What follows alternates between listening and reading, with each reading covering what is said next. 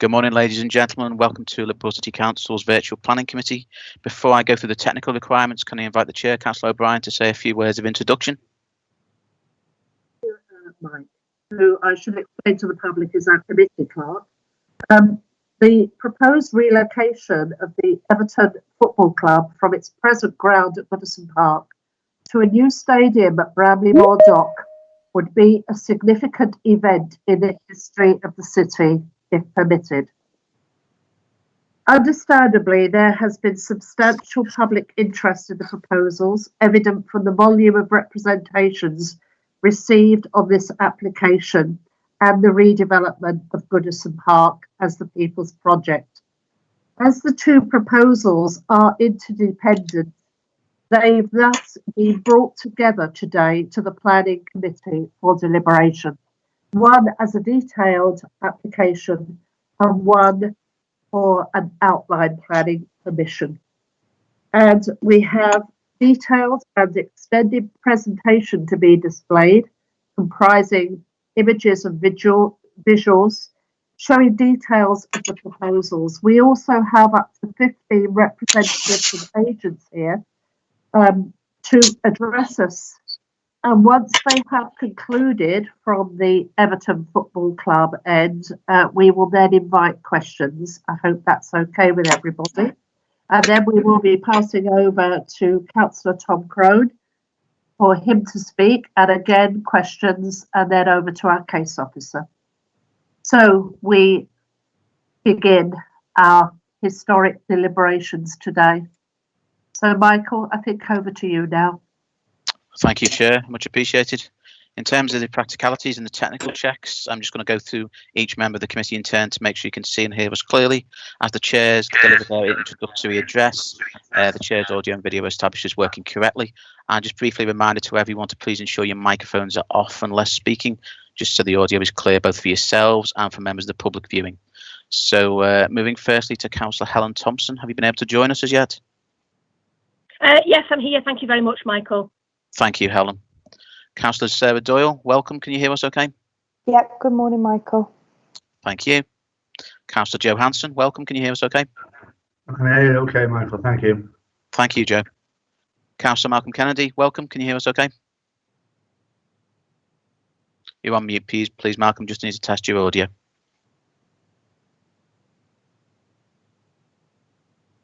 I'll come back to you in a second, Malcolm. Councillor Billy Marat, can you hear us okay? Everything's fine, thank you, Michael. Excellent, thank you. Councillor John Prince, welcome. Thank you, Michael. No problem. For purposes of clarity, Councillor Prince is joining us as an alternate for Councillor Dave Cummings, who has submitted his apologies for today's meeting. Councillor Myrna Juarez, good morning and welcome. Yes, good morning, everybody. Councillor Steve Radford, good morning. Can you hear us okay? Good morning. Excellent, thank you. Malcolm, just to check your audio, if you're able to unmute yourself now. I'm unmuted, I think. That's excellent. Thank you, Malcolm. Yeah. That's nice and clear.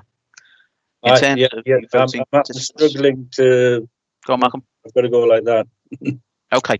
Thank you, Malcolm. If you want to remute yourself, that's excellent, and we can move further on into proceedings. In terms of our first item of business, clearly we have the formal requirement in terms of declaration of interests. So at this stage, can I invite members to declare any relevant interests clearly for the benefit of the public record? If you could indicate now. Or that none to declare. Just members are reminded in the event that you do recall or become aware of any interest during the course of debate, you can declare a relevant interest at any time. We'll now move on to our first item of business, which relates to the Bramley Moor Dock site on Regent Road in Liverpool in Kirkdale Ward. Just for reference by members of the committee, it's important to note at this juncture that there are actually 3 applications we're dealing with for the first item of business. The planning application itself in relation to the stadia, as well as 2 listed building consent applications. The details of the 3 applications are referenced in detail in the case officer report, but just for the benefit of the public record, the listed building consent references are 20L2543 and 20L2611. which relate to the dock entrance wall and the dock retaining walls respectively. Chair, as you're aware, we have a number of presenters and delegates on behalf of the applicants, if you wish to invite them in accordingly. Thank you. you, Michael. Now, we do have a number, as I've indicated. So I'm going to invite, first of all, because you're first on my list, Denise are at Baxendale.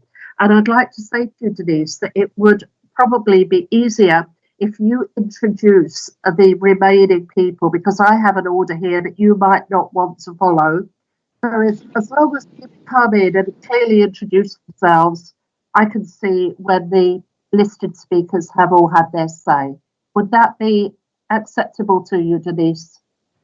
Yes, no problem at all. Okay, so if you'd like to come in now, Denise, I believe you're going to be giving us a voiceover for all the slides and visuals. I'm going to be doing the introductory section and then handing over to Colin Chong, who's our Stadium Development Director, and Ian Jenkins from CBRE. So I will do just the introductory section, if that's okay with you. Yes, you organise it as you see fit. That's great. Thank you, Denise. Okay, thank you very much. Councillors and members of the Planning Committee, thank you for your time this morning. Before my colleagues Ian and Colin talk through the detail of our planning application for a new stadium at Bramley-Moore Dock, I wanted to spend a few minutes reflecting on our journey to this point and the importance of this project to our football club, our city region, and the country as a whole. As you know, football is a major and important part of the life of this city.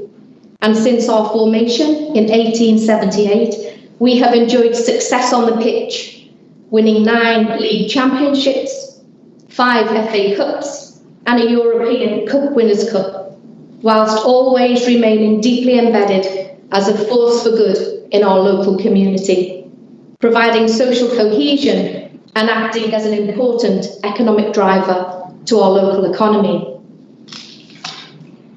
As our global profile has grown in recent decades, so has our commitment to maintaining our connection and supporting the people of this city, our supporters, and the wider community.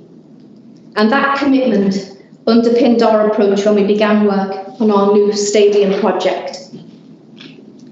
From the very start of this process, we have been open and transparent, consultative and collaborative with our supporters, members of the public, and the numerous important stakeholder groups and organisations, including Liverpool City Council and Historic England. In fact, the designs within our application are reflective of the desires of our supporters, who shaped our 11 key principles at the outset of our design process, which is more than 3 years ago. And over this period, we have engaged consistently and comprehensively, gathering feedback from stakeholders from across and beyond our city region to inform our plans. This collaborative approach, which included 2 of the largest public consultations the city has ever seen, with more than 63,000 people taking part, has resulted in the project plans that have been shaped not only by our supporters, but by the public and other key stakeholders. Additionally, it has resulted in our approach to consultation being cited as an exemplar and securing national planning awards.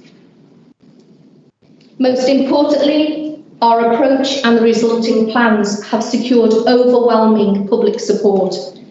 And this support, which you will hear more about later, has not only been for the design of the stadium, but also for its location at Bramley-Moore Dock. It was important for supporters and the public that we stayed within our city and also our North Liverpool heartland. With the redevelopment of Goodison Park simply not possible, an extensive citywide assessment of possible sites found Bramley-Moore Dock, a semi-derelict brownfield site at the far end of the northern dock, to be not only the right location, but the only location in the city suitable and available for our new stadium. Of course, a new stadium for Everton provides us a platform for growth and will support our objectives for on-field success. It will provide some of the best available facilities for our supporters as we aim to create one of the best matchday experiences in the country. It will also become a new attraction on non-match days, with civic space, offering great views of the Mersey Dock system and preserved heritage assets on the site. Our plans will support the growth of our important visitor economy sector, creating an attraction that visitors to the city from across the world will want to visit. And the stadium site and our approach to running it will be underpinned by principles of inclusivity and sustainability.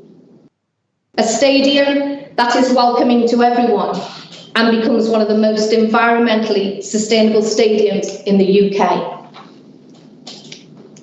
Now, while the stadium provides a platform for growth for the club, it will also provide a crucial social and economic boost to our city, the wider city region, and indeed the north of England, at a time when it has never been more needed. A 52,888 capacity football stadium at Bramley-Moore Dock will significantly boost the economy, creating opportunities for existing and new businesses, raising aspirations for local people through tens of thousands of new jobs and training opportunities, and acting as a catalyst for further development. It will also enable our innovative plans for a range of community-led developments at our current Goodison Park home to begin. Plans which will create significant lasting societal value in one of the most deprived areas of our city. The results of our consultation evidence that local people understood the benefits that our scheme will bring to our city and the wider region, and they appreciated the important transformational effect it will have. They could see easily that this is much more than a new home for Everton. It is a once-in-a-generation opportunity to regenerate an area of the city that greatly needs investment. And this was all prior to the pandemic. Clearly, the last 12 months have been profoundly challenging and will have an impact on all aspects of society for many years to come. However, through this scheme, there is an opportunity to immediately drive forward with what will be a key part of the region's post-pandemic recovery plan. An immediate, live opportunity to kickstart the levelling up agenda that is so often talked about and is now so critical for our nation. In fact, there can be few, if any, schemes nationally that so clearly responds to this agenda. So, with your support, through our new stadium project, we can immediately start levelling up, right here, right now, across our city region.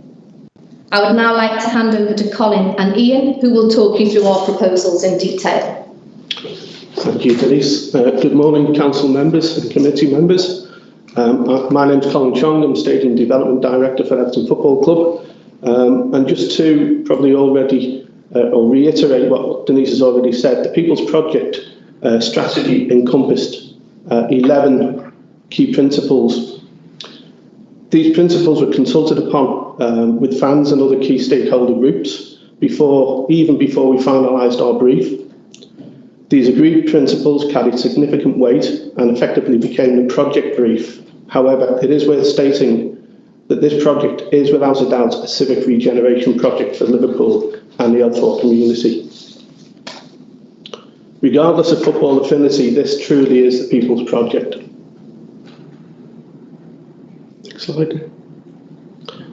The club's commitment to North Liverpool cannot be understated. We've already delivered and maintained a substantial estate within L4, and this services the local community to great effect and has proved invaluable, particularly during the last 12 months. Both the Bramley-Moore Dock Stadium and the Goodison Legacy Project will deliver £750 million of private investment in the most socially, economically challenged area of the country. A situation undoubtedly made worse, as Denise said, by COVID-19. This is £750 million worth of investment. The People's Project is not just about bricks and mortar.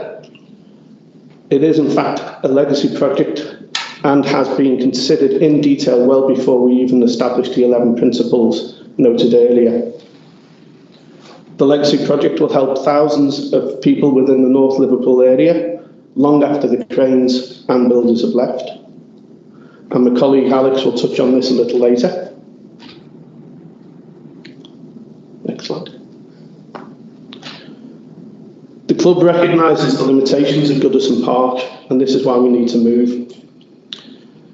We've been looking for around about 25 years now for a new home, notably King's Dock, Kirby, and most recently Walton Hall Park.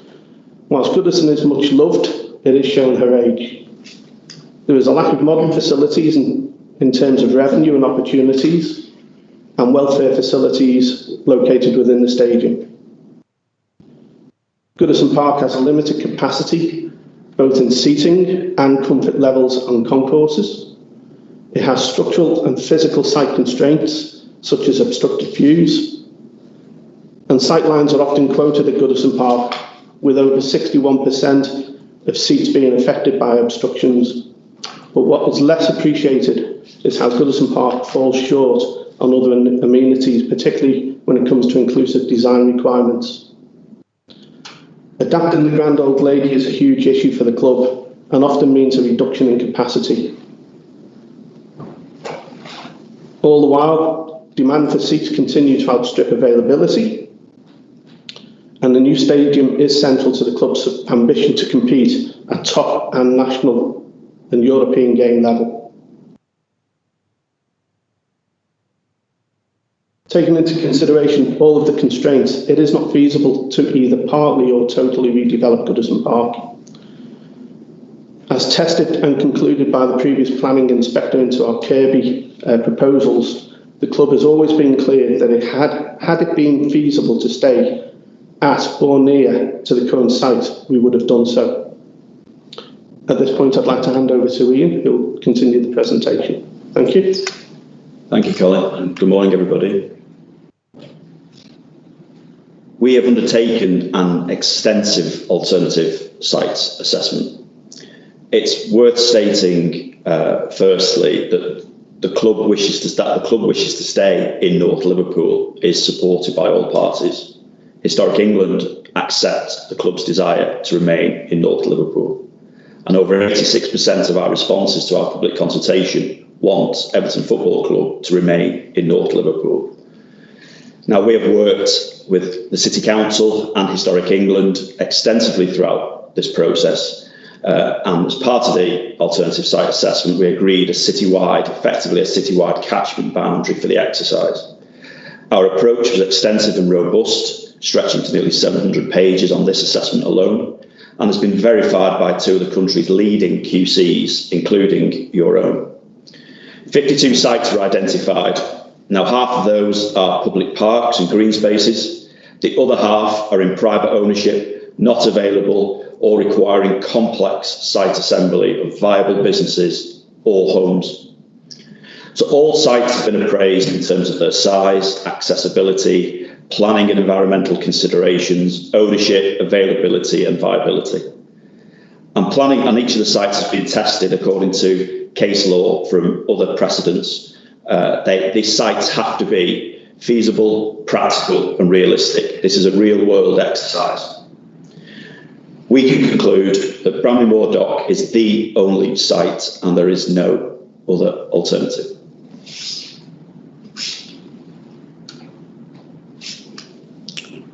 So as we turn to design,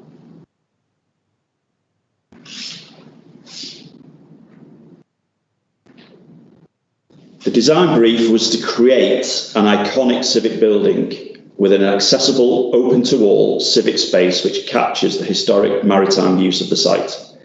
We took our references from the conservation area at Stanley Dock. We particularly focused on the form of the brick warehouses in the conservation area, the height, the scale, to create a stadium that was synonymous with the city's docks. And this was also an exercise about engagement, design evolution through engagement. It was important to us, as you've heard, that this was a building for the city of Liverpool as well as the fans. We have engaged, we have listened, we have responded. Thousands of hours of events with fans, residents, businesses, stakeholders, both local and national. Over 30 design meetings with Historic England and the City Council. We have presented to the Historic England Advisory Committee twice, and we've presented to 2 independent design review panels. Now, we have a better design for it. We have a more sustainable building because of it, and we have a far more inclusive stadium for the efforts that we've gone through. Bramley Moor Dock will be the most accessible and inclusive and sustainable stadium in the Premier League. A far different situation to what we face at Goodison, as you've heard from Colin.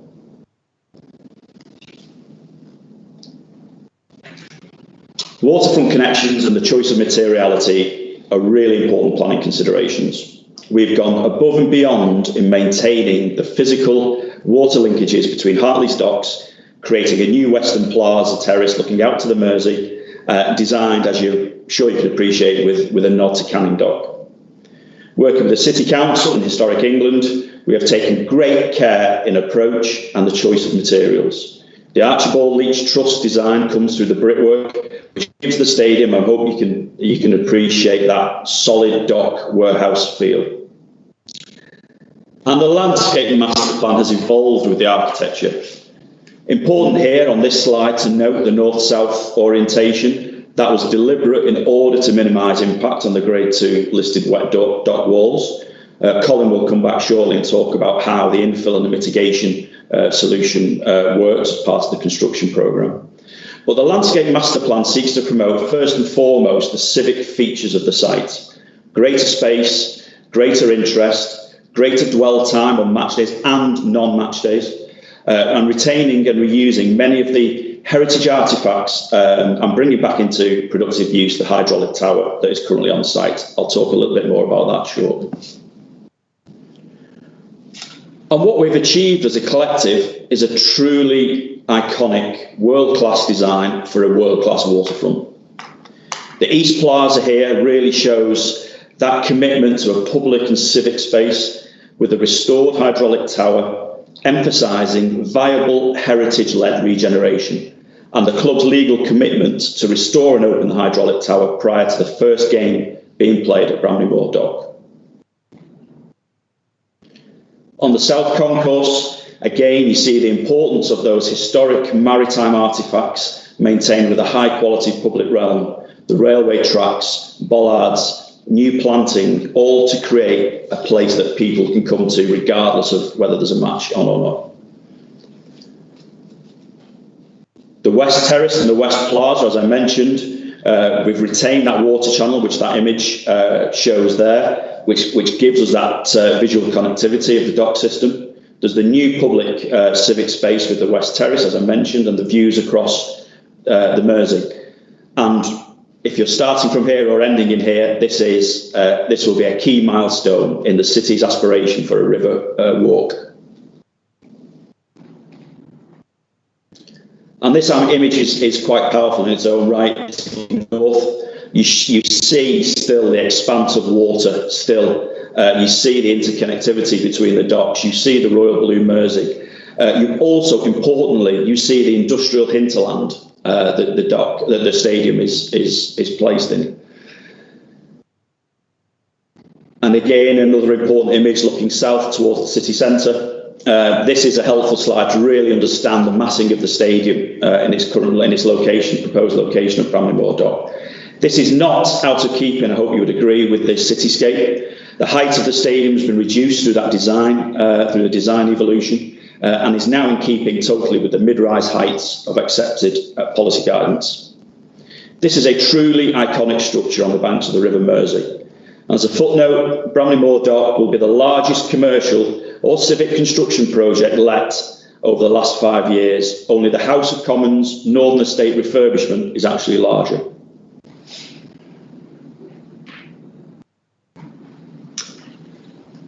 We have gone to great lengths in respecting heritage and the World Heritage status of the site. Members will be aware that the Northern Docks is one of 6 areas which make up the World Heritage Site, and you'll know it's actually common ground between the football club, between Historic England, and between the City Council on the level of heritage harm that the stadium proposal suggests. Members will also aware that national and local planning policy is permissive of development in sensitive heritage locations. And the purpose of these next slides here is just to highlight the lengths that we have gone to in not only respecting the city's heritage, but in investing in it also. Bramley-Moore Dock opened in 1848 as part of that rapid expansion of Liverpool's docks under Jesse Hartley. To paint the full picture, by 1850, the growth of Liverpool's imports and exports started to slow down. International competition, domestic competition, and the growth of steam-powered ships requiring even wider and deeper docks made a step change in what was to be built at the time. But let's also not forget the people-centric story of this time as one of mass population expansion, poverty and casual employment felt worse in this location along the docks. Bramley-Moore Dock was actually used in the end for the storage of coal to support the dock system. This was its function. I don't need to perhaps underline the fact that this at the time was a harsh and very hard life. But to the present day, right now, Bramley-Moore Dock, like most of the northern docks, is predominantly vacant, derelict and getting worse. Right now, Bramley-Moore Dock, like the northern docks, is not accessible to the general public. And right now, the baseline for the implementation of the Liverpool Water Scheme in the northern neighbourhood is 20 years in the future for a residential scheme. The build-up of the next slides really shows the extent to which we've audited the assets on site. The first slide here really shows the position of the listed structures on site. The second slide shows the reclamation and reuse of the historic sets on site.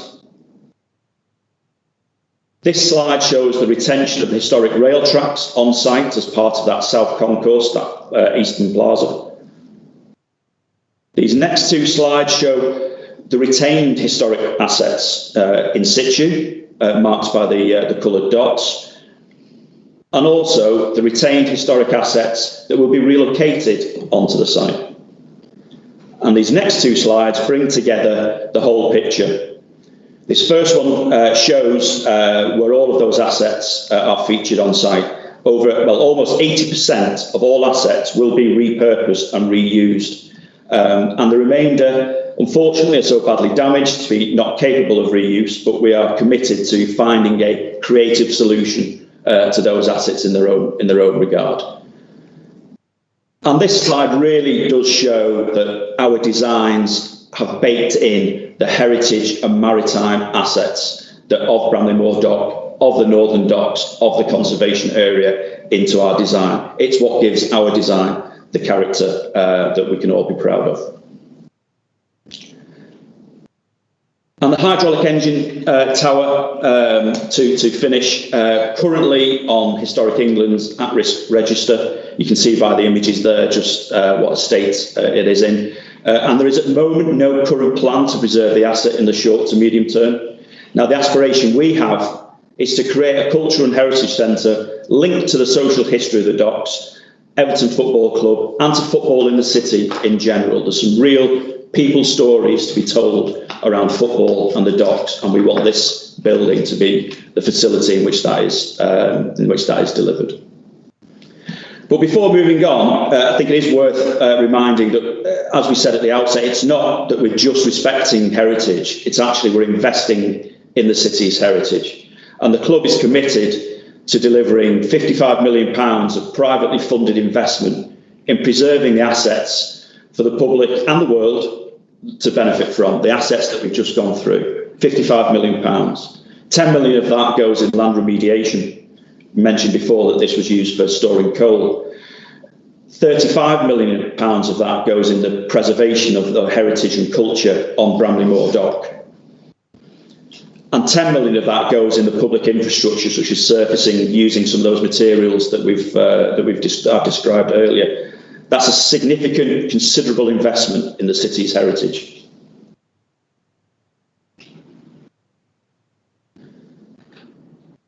Turning to sustainability, the People's Project has been measured in detail against each of the United Nations 17 Sustainable Development Goals. The People's Project contributes to each and every one of these. The People's Project, as you've heard from Colin and Denise, is not just about bricks and mortar, but it's about improvements, tangible improvements to the quality of life through the reductions in the inequalities and the creation of social and economic value. It's about improving health and wellbeing outcomes across North Liverpool. It's about the betterment of biodiversity net gain. It's about providing more facilities for the conditions to improve education and promotion of equality. And if we take just goals 6, 7, 12 and 13, which deal with environmental sustainability, the club is committed to create a sustainable, environmentally friendly stadium. There are PV panels on the stadium roof, there's lighting and energy efficiency measures, there are water use minimisation features, there are electric vehicle charging points, there's battery storage, and we are looking at the potential for the seats within the stadium to be made using recycled material. We are absolutely committed to creating the most sustainable stadium in the Premier League.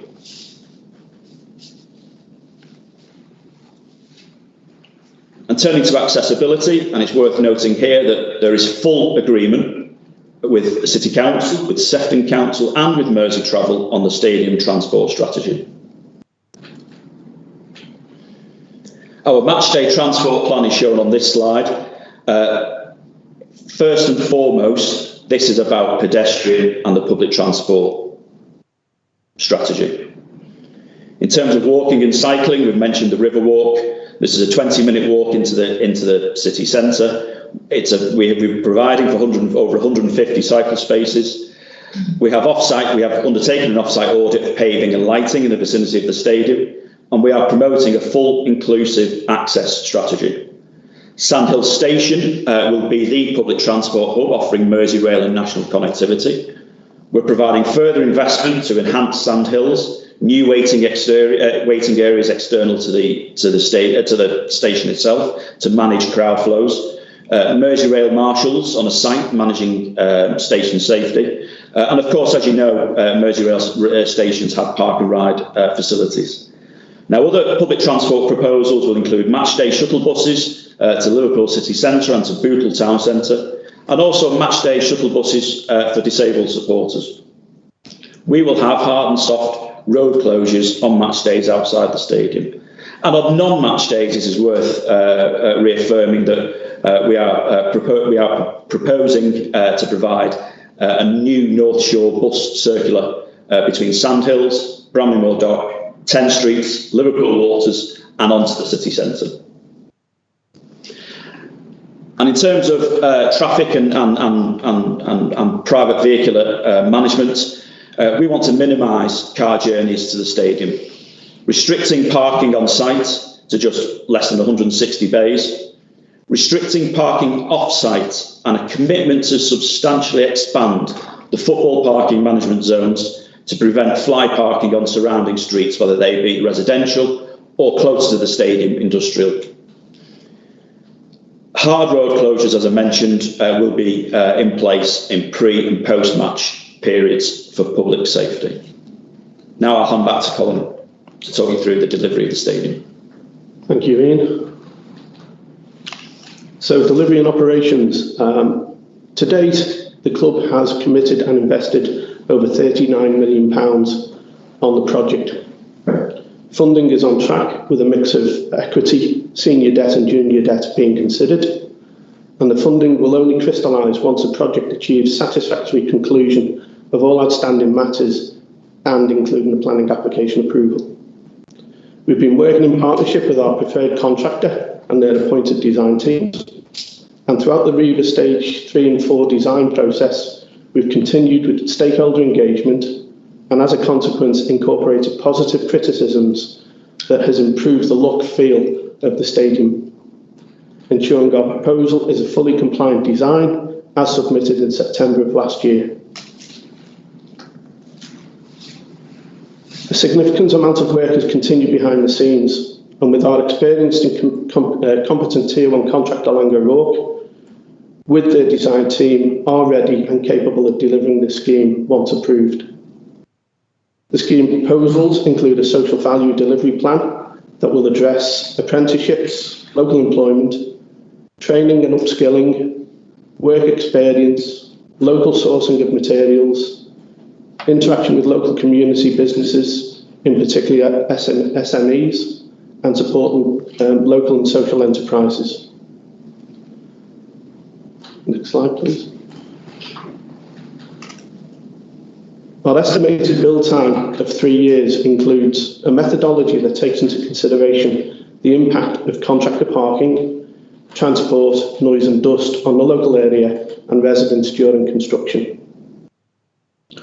The method also maximises off-site manufacturing. This in turn will reduce the impact of transport and emissions of pollution, along with just the general nuisance. An enormous amount of upfront work to record and plan how heritage assets are protected and reused has taken place. Environmental assessments completed and mitigation measures have been agreed with all statutory stakeholders. And within the phase 1, we intend to establish habitat for seabirds such as cormorant rafts in the adjacent docks and water bodies, erect stabilisation structures to support and protect the hydraulic tower structure. As Ian has already mentioned, it is on the endangered list. We'll safely remove all fish from the dock, repair the dock walls before infilling with sand, and we'll construct a northern isolation structure to sand and half-tide dock channel entrance. But all before we sensibly infill the dock with 500,000 tonnes of sand, which is harvested from the River Mersey estuary, which is the most environmental and sustainable manner in which to import material. The methodology has been devised, allowing the option to, if required, reverse the construction process, allowing the dock to be returned to its original state. Next slide, please. This slide depicts the substructures, including piling. Again, protection of the heritage assets and the environment during construction is of paramount importance to us.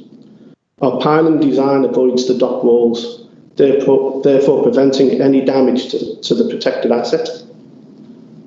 All temporary roadways are raised by approximately 1 metre and controls the path of construction traffic on site, again protecting any surface heritage assets. Slide. Thank you. Stage 3 is the superstructure and concrete works. We intend to minimise the amount of in-situ superstructure concrete works for the east and west stands. This will reduce the impact of adverse weather on the programme. It will reduce the health and safety risks presented to operatives, and it will also minimise transport of raw materials to site. Thank you. The steelwork and precast terracing. Through careful and precise planning, we intend to coordinate operating cranes inside the limited logistics area within the bowl. In order to do this, we'll utilise a just-in-time delivery model. This will also prevent construction traffic congestion outside of the site. Next slide, please. The roof steelwork. The structure has been designed to emulate the Docklands heavy industrial engineering elements. It's also been designed in such a way that all temporary states during erection have been considered. Stage 6. This image shows the roof design, including mesh cladding to the barrel. And again, the materials have been selected to withstand the harsh environment conditions of the site. The roofing system has been designed in a cassette form, again reducing the risk to operatives working at height. And it's worth noting that we have approximately 2,500 metres squared of photovoltaic panels with an opportunity to increase this. Next slide, thank you. The facade manufacturing and installation. The design has been rationalised, taken on board constructive comments from stakeholders. It will utilise modern and innovative construction methodologies, incorporating structural panelised systems. The benefits of this approach include build efficiency, reduction in waste and improved quality. Considerable amount of engagement with Historic England and other stakeholders took place to agree the system's suitability. Again, this methodology has less of an impact on the environment, delivering raw materials to site, improving health and safety measures, and will train engineers of the future in off-site manufacturing products, processes and installations. Next slide, please. So this is quite a busy slide, unfortunately, but this depicts the MEP and fit-out work stream. Naturally, installation will be implemented as soon as the areas become watertight. Once again, the installation will be modularised where possible. And we have included within the design proposals for battery storage fed directly from the PV panels located on the roof that can feed back either into the national grid or alternatively supply essential services, small power and lighting within the stadium, minimising the need for standby generators and thus reducing our carbon footprint. Next slide, please. There's not really much to say about pitch construction. Obviously, this can only take place once the logistics area in the bowl has been vacated and made available, but it does give a real indicator that we are meeting our key dates within the programme. Western Water Channel and Step Promenade. Again, the Step Promenade was introduced following discussions with stakeholders to capitalise on the river views and enhance the civic amenity on the western elevation. The connecting water channel is to be created at the very last moment due to logistics areas requirements, and we will be introducing diverse habitats within the water body once complete. Next slide. Next slide, please, Ian. The external works are probably the last physical works to take place on site. And as described earlier by Ian, the materials selected and heritage assets retained at the start of the project will be introduced as a functional element of the landscape, maximising their exposure to the public within the west and east public realms. And last slide. And finally, testing and commissioning. Once complete, we move into a fully operational stadium. Consideration has been given to lighting schemes, which will be sensitive to the local area and will be subject to curfew, so as not to impact the local community. Match day and major event day curfews will again reduce the impact on local residents and businesses. And a waste management strategy, both during and immediately following a match or events, will make sure that waste is removed efficiently and effectively. Dock and river edge protection fences have been designed to prevent litter entering into the water bodies. And finally, Zone X, crowd management and strategies have been agreed in partnership with the emergency services and local authority. This will extend to Sandhill Station, corralling area, the fan plazas. We've also carried out extensive CFD pedestrian modelling to ensure safe access and egress into the stadium and local roadways. The traffic management and stewarding process will be implemented to the wider area, and this has been agreed by other stakeholders, as Ian has already mentioned. And finally, at Everton, we have existing knowledge and experience of these operations gained from Goodison Park, and we work closely with the statutory bodies to ensure that this is concluded properly. Thank you. Ian? Thank you, Colin.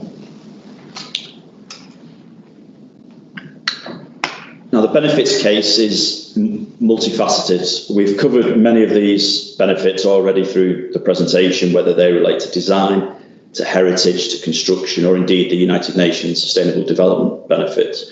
But what we have on this slide are the quantifiable benefits following a tried and trusted methodology in HM Treasury's Green Book for Economic and Social Value Impact Assessments. But I want to address head on that hypothetical argument that another site would deliver these same benefits. It would not.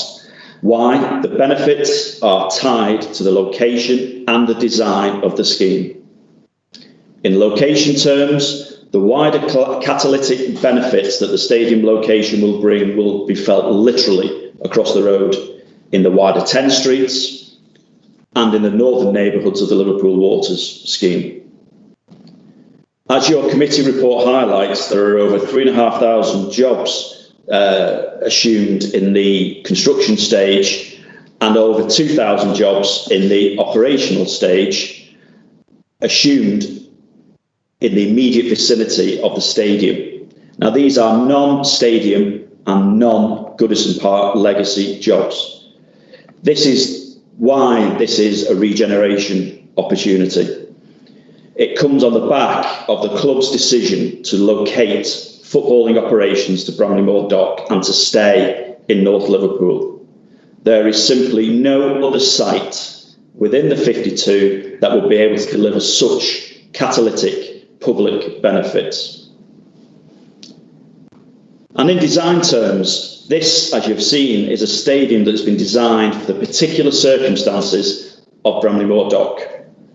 A hypothetical alternative site would have an entirely different design and therefore cost model. And it therefore stands to reason manifestly and methodologically that this would not generate the quantifiable benefits shown on this slide and contained in your committee report. And turning to the benefits of the People's Project, which is shown on this slide, the overall project delivers more than 15,000 jobs to the city region economy, over a 1.3 billion boost to the local economy, almost 385 million of social value to the city of Liverpool, addressing those issues, those welfare issues that would otherwise be the responsibility of the council, of local health services or other social services. 1.4 million visitors to the city will come on the back of the People's Project being implemented. Many of those, I'm sure, will undoubtedly be leaving with a positive impression that the City of Liverpool does indeed know how to do heritage-led regeneration. This stadium will be a showcase to the world. Even if you are not one of those viewers of the most watched sports league in the world, if you are one of the 1 billion viewers that tune in every week to watch the Premier League, then this stadium will become very well known very quickly.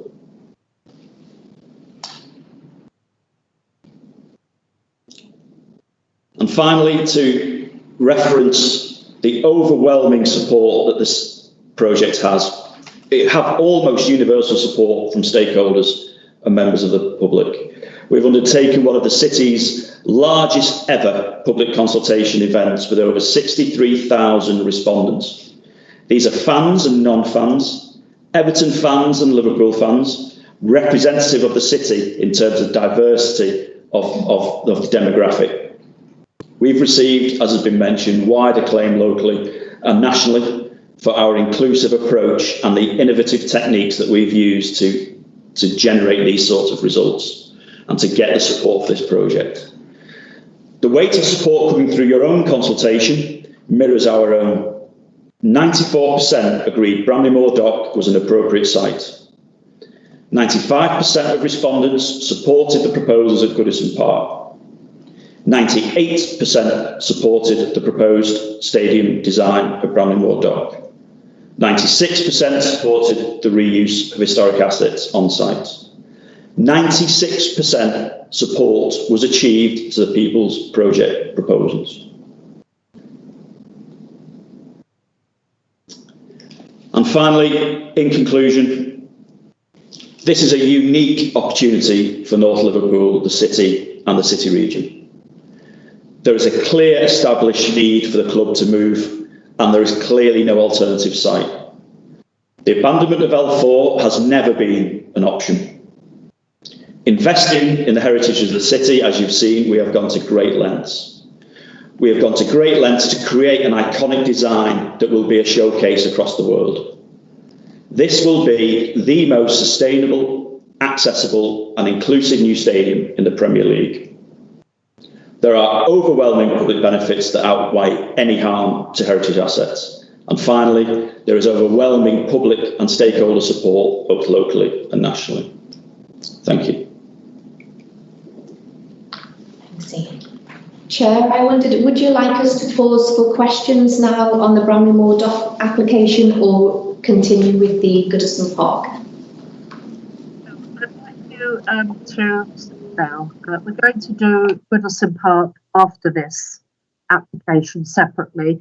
I'm just concerned, Denise, that I had so many speakers listed, and I think we've only heard from 3. You know, people like John McGovern, Lloyd Baker. I have all these people listed. Do they not wish to speak? Just for me to be clear.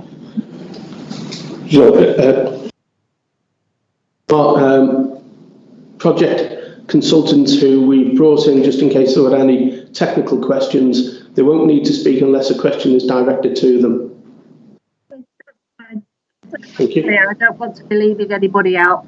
No. 15 speakers.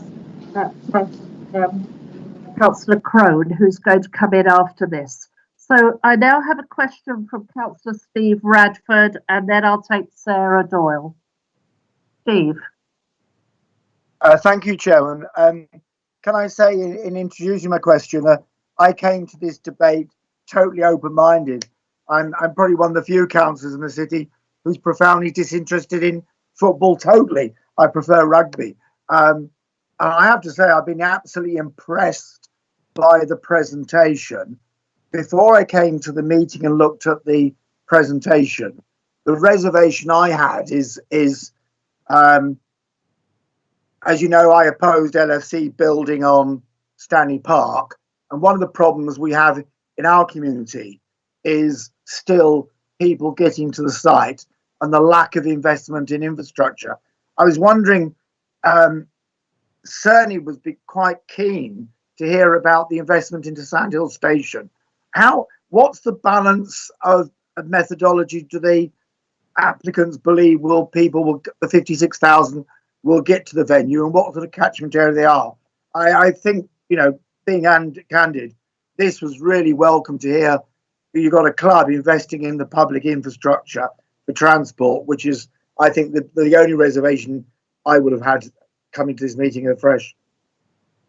Thank you, Stephen. I'd like you to answer that question on transport infrastructure before we take the next question, please. So, Denise, can you sort that? Yes.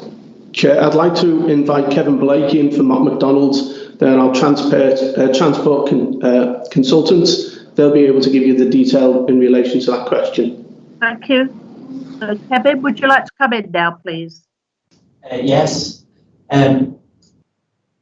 Dialogue with Mersey Travel, Liverpool City Council, as well as bus and taxi operators has been a massive part of the work that we've been doing to support the transport strategy for this planning application. In terms of Sandhills, we want that station to operate as safely and as efficiently as possible on match day, given the amount of demand that will be there. So the construction of a waiting facility and also stewarding on match day is a large part of the match day strategy for that station.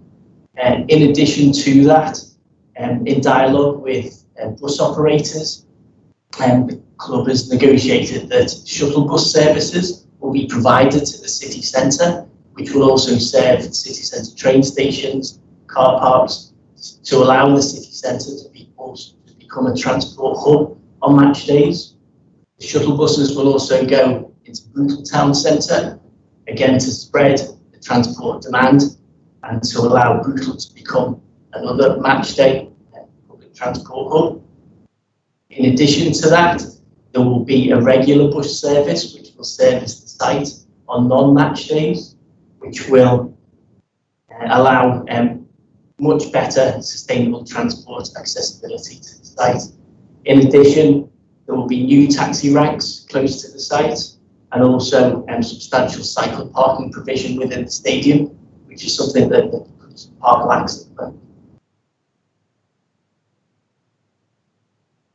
Thank you. Steve, does that answer your question?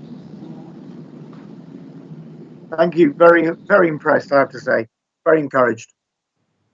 Okay. So can I hand over to Sarah Doyle now for her question? And then I'll follow that up with Tony Conception and Myrna Juarez. Thank you, Chair. I've just got a question on the figures that the applicants have provided. And I do note that it is a very in-depth consultation, and I'm glad that the applicants did go to that length.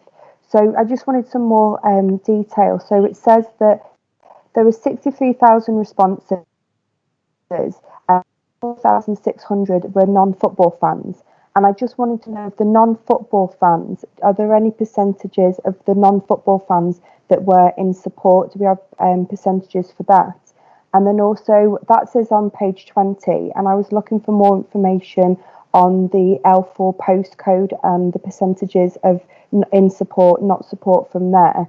On page 494 that we received, it said specifically from responding in the L4 postcode, and I was just wondering if there was any figures or percentages on what was the breakdown of support in the L4 postcode.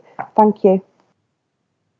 Thank you. So Denise, could you introduce somebody to answer the question about the public consultation? I think it's in 3 parts. Okay, can I just invite Mo to give the answer, please, to help with the answer? Yes, no problem. Thanks for that question, Sarah. Sarah, do you just want to talk me through each one specifically? So just want to start off with the North Liverpool one. What was the specific breakdown that you asked for? Yeah, so it says that 96% of respondents in favour. It said there was 63,000 responses. Of those responses, 4,600 were non-football fans. And I wanted to know, of the non-football fans, what percent were in support. And then the second one was, it said that specifically from respondents in the L4 postcode, that's all I could see. I don't know if my colleagues could see anything else. Specifically from respondents in the L4 postcode. And I just wanted to see if you had any percent of of the amount of people that lived in the L4 postcode, or even within Liverpool, that responded. Because my only concern is that there was a lot of responses from fans who maybe did not live in Liverpool itself. I know Everton has a wide fan base. Thank you. Of course, thank you very much. So specifically around the kind of non-football fans question. So however you cut the data, the figures were over 80% support overall. So if you cut that data around non-Liverpool fans, if you cut that data around residents that live around L4, or specifically around Kirkdale specifically, they all achieved over 80%. Specifically around kind of residents in L4, there was 87% kind of support overall. So from a statistical perspective, no matter how the data was cut, we were able to get a real kind of insight into the level of feeling, and hence why we're able to kind of talk about the overwhelming support. For people living outside of the city region, that wasn't as high as you may think. So overall, there was about 20% that came from outside of the city region. So as you can appreciate, we carried out a very, very public consultation. So we visited many different areas across the city region and held, I think when you combine both public consultations, it was just under 40 kind of public consultation events in very public areas. So there would naturally be some flow through traffic of people that wouldn't be from the city region, specifically in and around Liverpool. But we actually found that to be a real benefit, to be honest, and to be getting some real insight from people that maybe aren't from the city, who have got a different kind of viewpoints around the city that can give us an insight around maybe what was happening around their own areas, or specifically within their own football clubs, which was really insightful and provided some good feedback for us. So from that perspective, as I say, no matter how the data was cut, no matter where people had lived, the support that we had for this stadium kind of was over 80%, and you can break that down into loads of different quantities. And if it's something you're potentially interested in, then I'd be more than happy to send the data over to you. Can I just ask if Ian is anything? Yeah. Just to reaffirm Mo's points, really, in the first stage public consultation, 10% of the respondents identified themselves as being either non-football fans or followers of clubs other than Everton. In the second stage public consultation, 7%, which is 2,726 respondents, identified themselves as being either non-football fans or followers of clubs other than Everton. And as Noah said, a lot of the respondents are skewed towards the City of Liverpool, in particular, North Liverpool. We can get the L4 figures, we don't have them in front of us. That's great. Thank you very much. Thank you to the applicants and thank you, Chair. Yes, thanks, Sarah. They did ask if you wanted the figures sent over later. Obviously, it wouldn't be able to be taken into account in your decision today, but would you accept that? Yes, but I think I am satisfied with the response. Yes, so so thank if you would send them across, please, it would be useful, and Sarah can then share it with us if need be. It's useful for us if we're asked to comment after we've made our decision. So I come on next to Tony Conception, and then I also have Helen Thompson and Joe Hanson waiting as well. I'm aware you are in the queue. Tony? Thank you, Chair. Can I just say that I thank Everton really for the presentation. I thought that it was really clear and really comprehensive. And I particularly like the commitment to provide local jobs and apprenticeships. In that context, I was just wondering whether or not Everton would encourage the contractor to sign up to the construction charter for the Liverpool City Council, which outlines, if you like, minimum standards for work on any construction site within the city limits. I'd just like to ask them, would they encourage their contractor to sign up to that charter? I think that's a fairly straightforward question. It is. I don't know who's going to answer it. Colin's going to. Yeah.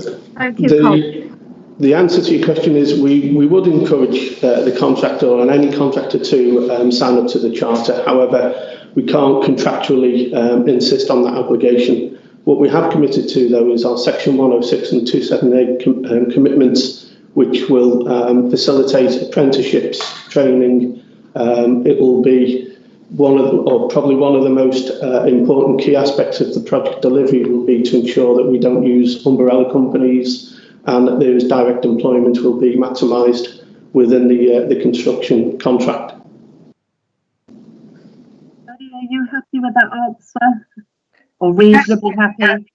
Yes, Chair. I mean, I welcome the response really, and I do know that Everton really have got a long track record of working within the community. So hopefully, you know, their influence will be really beneficial in making sure that the contractor signs up to that charter. So thank you for the response. So I think we can say that planning committee, in view of your great reputation at Everton Football Club, that you'll do all you can to get your contractors to respect that charter. And I'm going to move on now to Myrna Juarez. Myrna, would you like to come in now with your question?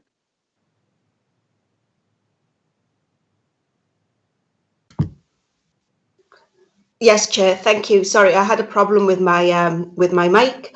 Yes. The presentation is.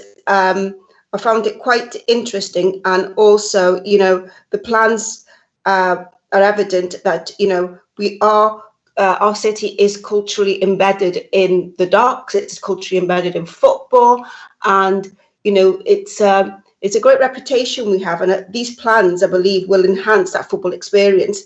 And I think it's going to be a great asset for our reputation internationally that we have two great clubs, and now Everton are going to move, and they're going to move to a better location. But anyway, my question is regarding coach parking for, you know, coach parking for fans that are coming from other cities. What arrangements are going to be made around the area for coaches to be able to park up? Also, regarding jobs, similar question to Councillor Conception before. You know, I would like to see Liverpool people benefit from the construction jobs, and also how many jobs are are going to be created from, I see that there's going to be plans, the facilities will be able to use for conferences, exhibitions. There's going to be weddings, funerals, shops, and a few more services around. How many jobs do Everton think it will bring to the area? Chair, if I could invite Kevin to discuss the coach parking question initially, and then I'll ask Ian to address the employment and local jobs questions secondly.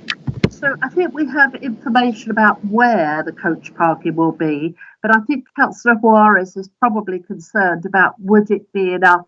What sort of volume are we able to cater for, Kevin? So over to you. Yes, the transport strategy currently accommodates up to 70 coaches, which is significantly more than the current demand for coach travel at Goodison Park. Coaches will be parked on some of the closed streets which surround the stadium. So with 70, we are comfortable that we will accommodate the predicted demand plus more for those special events when there would be more than usual away fans, FA Cup fixtures, for instance. And how we're going over is Okay, thank you. In terms of jobs, the penultimate slide that we presented talks about more than 15,000 jobs being created. That's across the People's Project. That's Bramley-Moore Dock Stadium.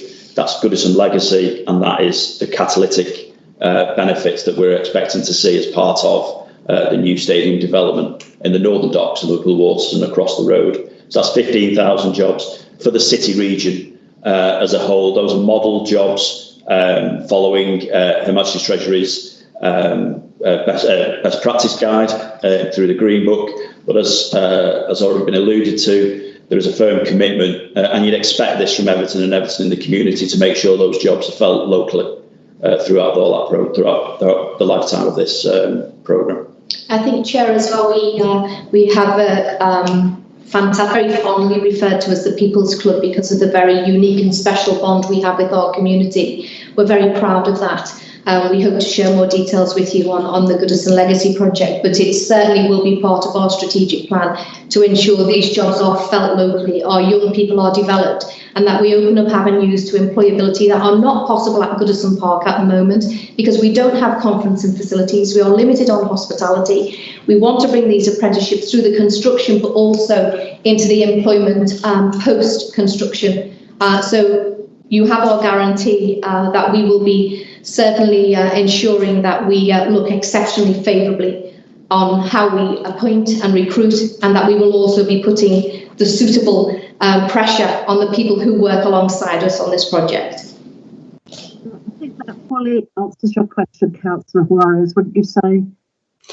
Yes, Chair. I'm quite happy with that. Thank you very much. Okay. So I think it was Joe Hanson who put his hand up before Helen. I'm sorry if I got it the wrong way round. But Joe, you next, and then Helen.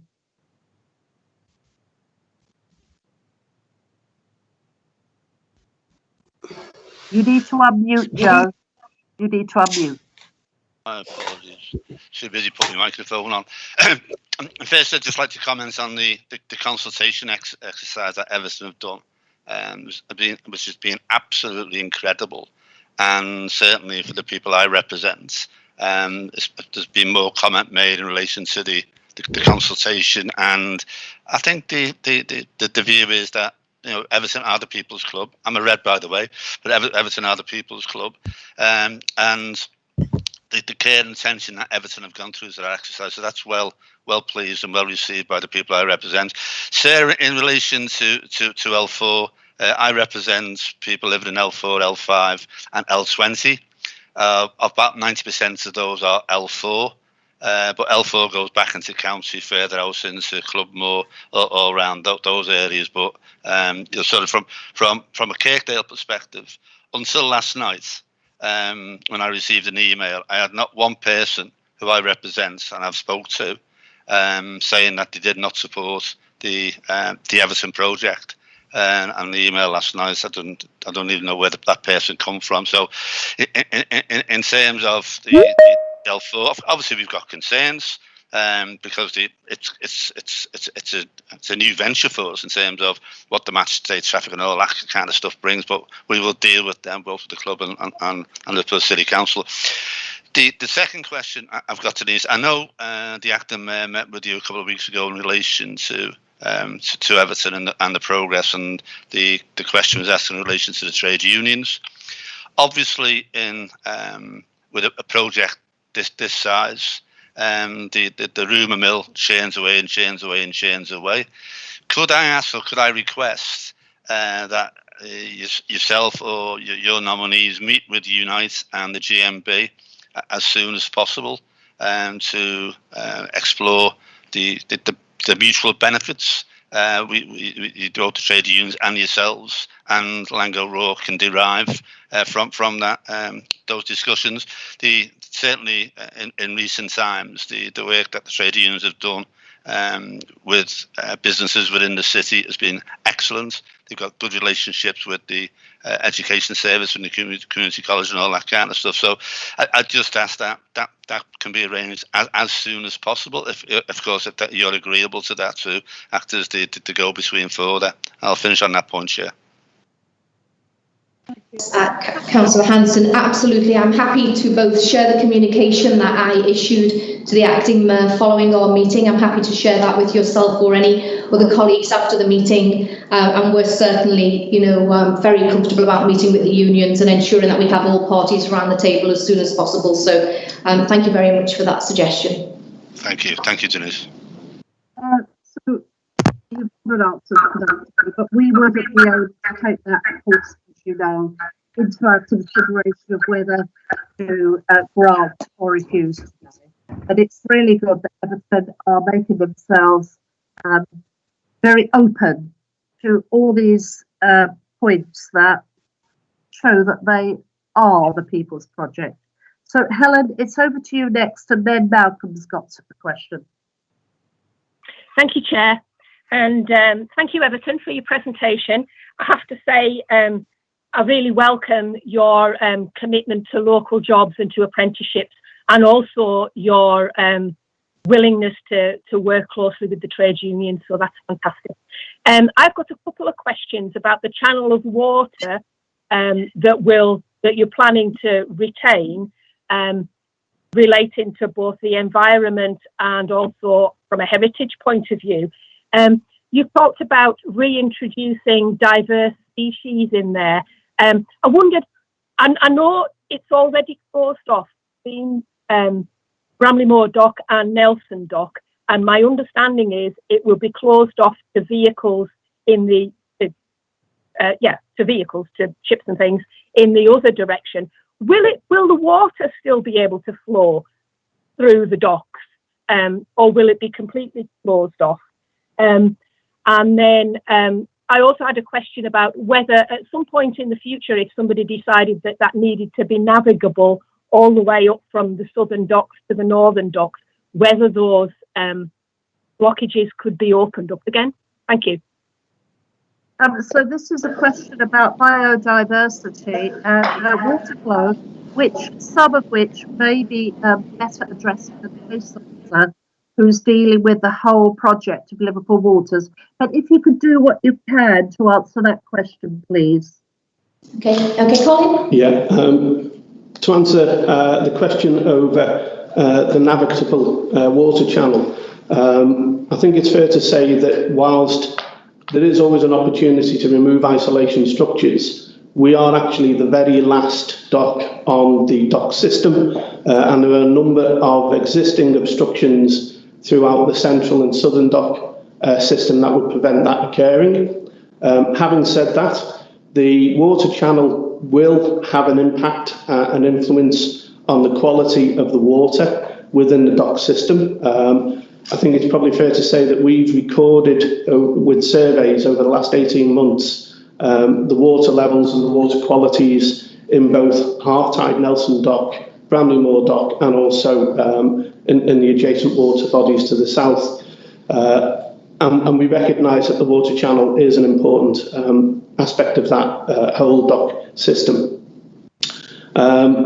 Although we do recognise that water doesn't necessarily flow from from the northern docks to the southern docks, it tends to flow in the other direction.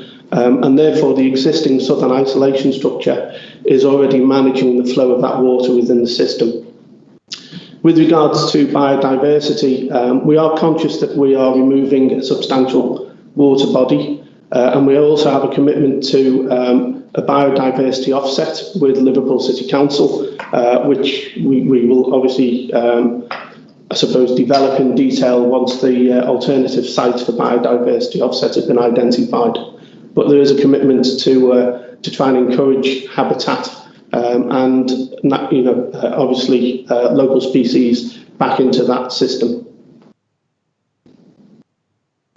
Thank you. So can I now invite Councillor Malcolm Kennedy? Thank you. Thank you, Everton, for the presentation, which was extremely impressive. Mine's just a very simple question, and it's about the stadium being very near water, with a lot of people coming on the site, and what thought has been taken, if necessary, into the safety of those fans? A question for you about water safety. Yeah, I'll take that question as well again, councillors. We've carried out extensive computer fluid dynamic modelling of both the wind in the location that we propose to build. We recognise it is a windy environment, and there are a number of wind mitigation measures which are included within the design that has been presented to you. Naturally, we'd like to try and minimise these through design development, but as it stands, the safety of spectators have been accommodated with these wind mitigation measures. The most notable one actually is the western terracing, which faces the River Mersey. There is an undercrofted, I know that the designers don't like me using that word, but effectively there's a protected undercroft on that location, which is the most adversely affected by the weather. With regards to water and flooding, we actually increase the land height, if you want to call it that, by over a metre to prevent any flooding within that local area. So the stadium itself effectively would become an island on the waterfront in North Liverpool.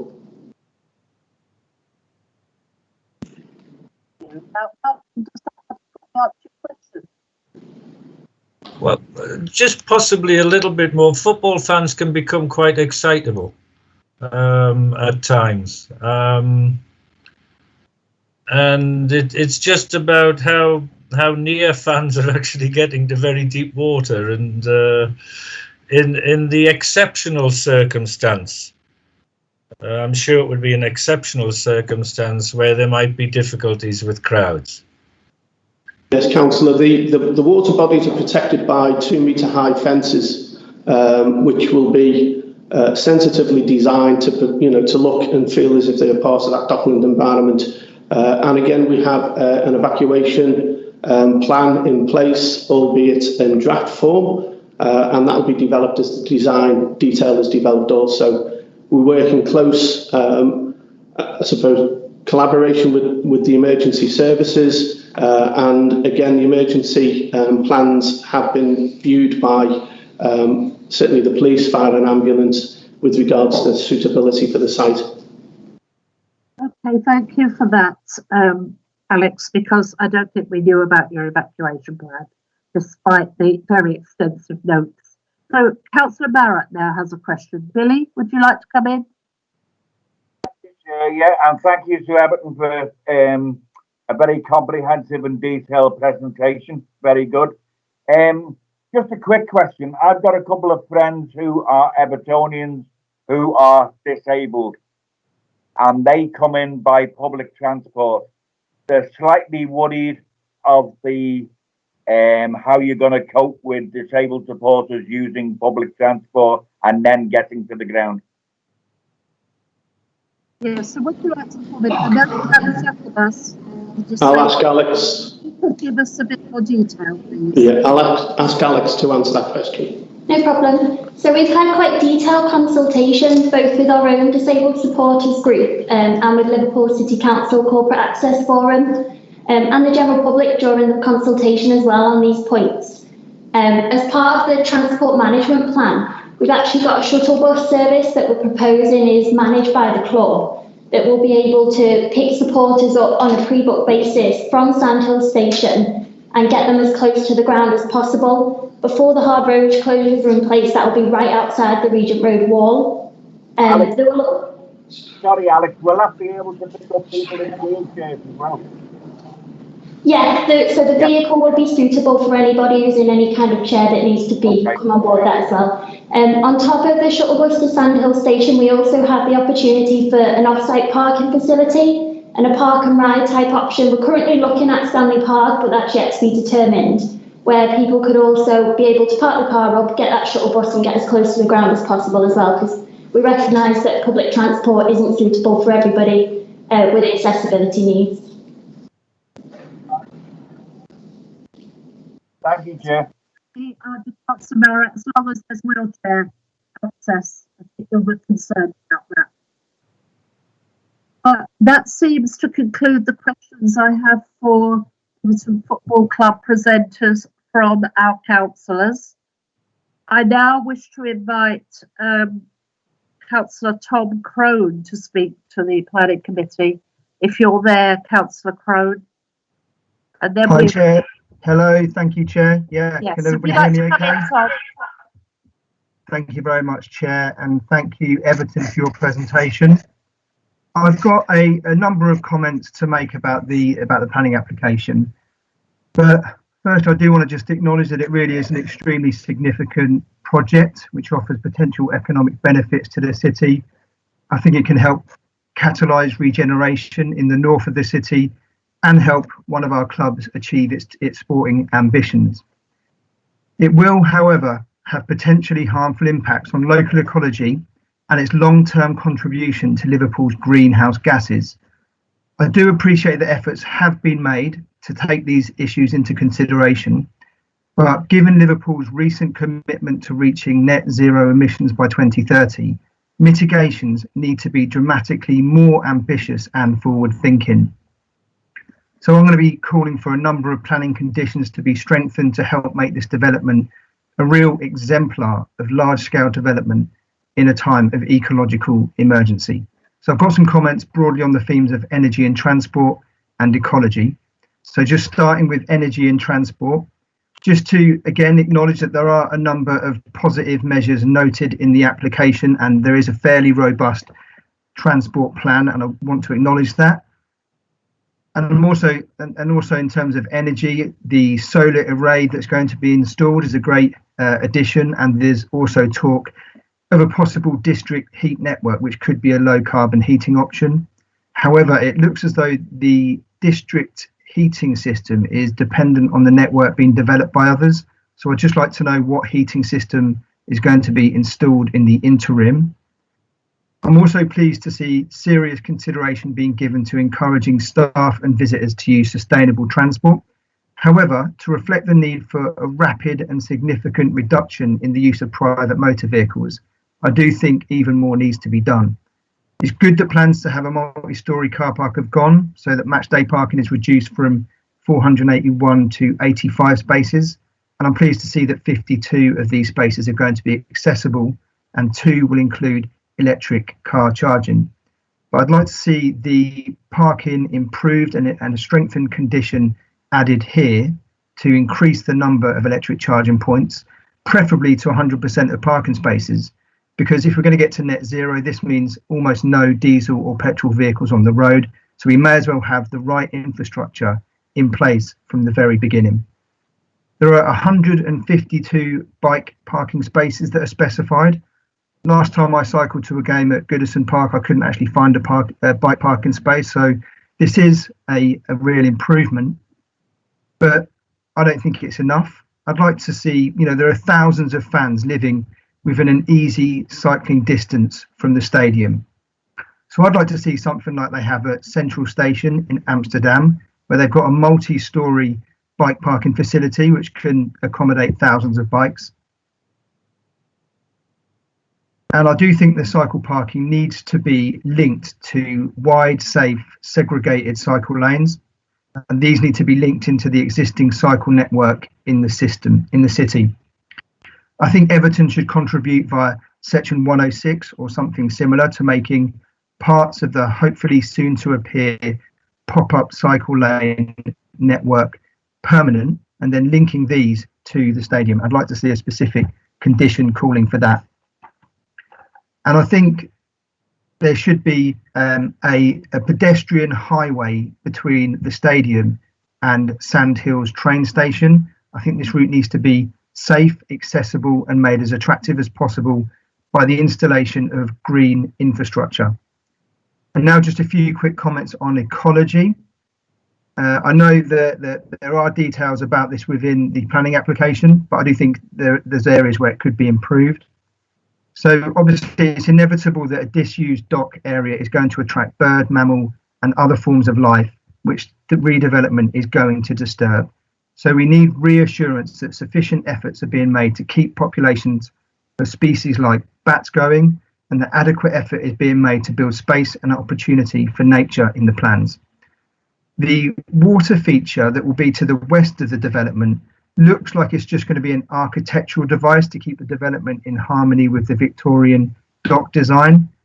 I propose that this waterway should be wildlife friendly, for example, by the installation of grass for seabirds to utilise and nest, and I'd like a specific planning condition to this effect. I do appreciate that there are several mitigation measures listed.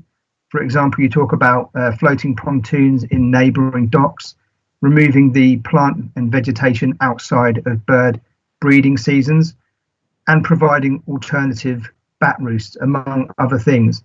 These are all to be applauded, but I'd like to request more details of how the council will act to ensure these mitigations are thoroughly and constantly applied. And I'd also like to hear about some limit to the noise that's going to be created by the development, because this can have a significant impact on bird and marine species. I didn't see that anywhere in the planning application, so I'd like that to be added if possible. And finally, just in terms of the plans for tree planting and landscaping around the ground, these do look good as long as they are applied rigorously. I'd like to know a bit more detail about whether these plans imply there's going to be a lot of space managed to promote biodiversity, including appropriate mowing regimes, provision of nest boxes, bat boxes, etc. And will any green space linked to the development be linked into other wildlife corridors within the city? I really think it's important that biodiversity is considered as a part of any scheme on this scale. So they're my main comments. Thank you, Chair. Excuse me, somebody's speaking. Can you turn your microphone off? It should be muted except for the person speaking. I wanted to say about Councillor Crone's comments that some of these need to be addressed by our case officer and our head of highways, and also over the noise, I think, environmental health. So some of these will be addressed later, but I'd like to invite Everton Football Club, if they have got any comments, about numerous areas that have been brought up. Section 106 being inappropriate to this application, as I'm sure the case officer will point out to us, but about the ecology, about preserving what we have and enhancing biodiversity in the future, and also comments about pedestrian and bike access. So I'd like to invite anybody from Everton Football Club who would like to comment on those matters. Chair, we'll ask Chris to answer those questions if that's okay. Okay, thank you. Chris, would you like to come in? Yeah, good morning, committee. Just in terms of transport to start with, we have a planning condition already agreed, which requires us to future-proof parking provision to provide 100% EV. Clearly, EV is going to grow, electric vehicle ownership. So that is already future-proofed as a planning condition. Secondly, in relation to cycle provision, we have appropriate double-decker cycle parking facilities already proposed, and with the ability to future-proof as demand grows through the lifetime of the development. That's within the design and access statement and also the transport statement. In terms of cycle linkages, Regent Road already has a dedicated cycleway. So the site is really well provided for and served in terms of stitching in with the wider cycle network in and around the city.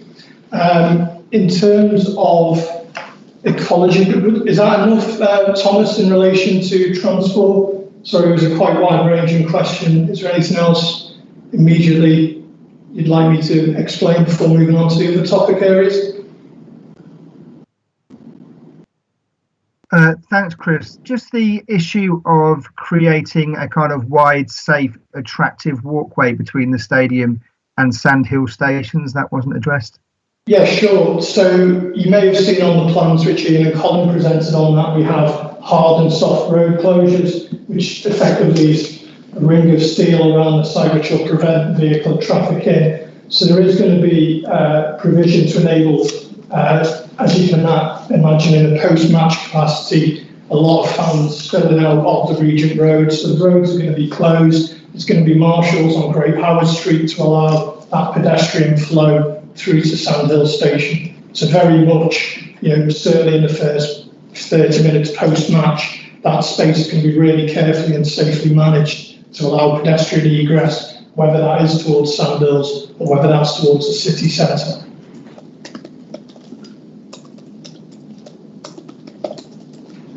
In terms of... Later. Carry on, Everton. Sorry, I forgot you were speaking.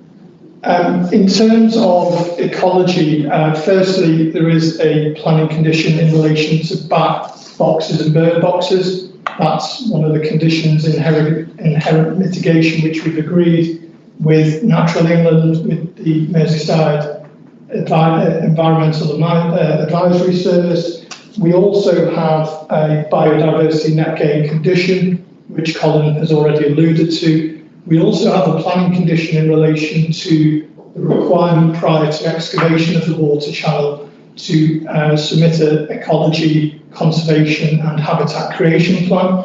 So that will look at enhancing the ecological value of that water channel. That will include reeds and planting. It'll include keeping cracks and crevices in some of the walls, having some rough surfacing so there can be colonisation by benthic species, so little critters, etc. So ultimately, it has been thought through. That strategy has been agreed with Natural England and MEAST as well. In terms of tree planting, we have proposed species-rich planting. The planting has dual purpose, which is ecology enhancement, and it also has wind mitigation requirements as well. There is certain other areas of landscaping within the site which you've perhaps seen on the plans. Ultimately, the site has, except for the water body itself, has no real value at the moment in ecology terms. It's hard surfaced. There was a bat roost within the hydraulic tower. We've created a temporary roost, or we will create a temporary roost prior to any works to that tower. And once the hydraulic tower is fully restored, then there will be bat box facilities within that. And just a wider point on that, we've actually revised the lighting strategy, and particularly the architectural lighting strategy for the hydraulic tower, to make sure that we don't have an impact on bats. So the roost is perhaps going to be on one side of the tower where there's no uplighting. So we've done a really wide package of ecological mitigation, and that includes the corner raft pontoons, which are going to go on Nelson Dock prior to construction commencing. Does that answer your question, Thomas? That answers the vast majority of my questions, and I think the phrase you used was future-proofing, in terms of if demand for cycling or electric vehicle charging increases, you can respond to that at future dates. There's only one actually tiny outstanding thing, was what the heating system for the stadium is going to be, because there was mention in the planning application of the district heating network, but I understand that's in terms of plugging into one if one arises. Is that, am I right about that? We've got future connectivity. So I think Peel obviously got consent for its district heat network, I think a week or two ago, didn't it? If not a month. Perhaps, Colin, in terms of the heating of the stadium itself at this stage prior to that connection? Yeah, again, the heating system is a gas-fired heating system, and naturally it will be the most efficient system that can be purchased and designed. And again, it will also have a management system, a BMS, that will make sure that it is it's not running inappropriately at the wrong times. There is a future-proof connection to, as you say, the district heating network, but as you've already pointed out, that is beyond or outside our control at this moment in time. We also need to carry out further studies as to whether or not a district heating network system would be efficient in a stadium. A lot of heating systems need a constant load, and a stadium tends to have peaks and troughs and doesn't necessarily mean that it will be the most efficient method of heating. Councillor Crone, can I just ask Ian to come in just to raise some points on sustainability as well, please? Thank you, Denise. You could probably recall back on the presentation, 11 key principles. Environment was one of the key principles, as well as accessibility and transport. And we are absolutely serious that that's our touchstone for this project as a whole. But it's also worth sort of noting that from the previous submitted design to the design that we have before us today, we've made huge strides in response to the Sustainable Development Agenda, which is itself constantly evolving. And I think the only point that I think the club would like to make is that we're going to continue that commitment beyond this day today, and would welcome all kind of views as we move into the more detailed design and through into construction, to make sure we genuinely are delivering the most sustainable stadium in the Premier League and one of the most sustainable stadia anywhere in the world. Thank you very much to all the people who've contributed from Everton Football Club so far, and maybe our case officer and the highways and environmental health people that are now going to be invited in might have some additional comments to make. So I'd like to hand over now to Peter Jones, please. Thanks, Chair. I'm Peter Jones, the planning officer who dealt with the application. So I'm happy to answer some of the questions that have been raised, and then if members can bear with me, run through the report as well.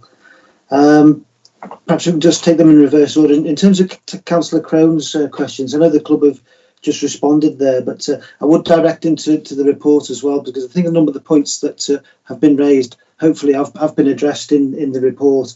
So paragraph 4.28 deals with the measures that the club have taken to make the development as sustainable as possible, and also their energy strategy. So I direct him to that. And then there's also a number of conditions which Chris Argent, the agent, mentioned there as well.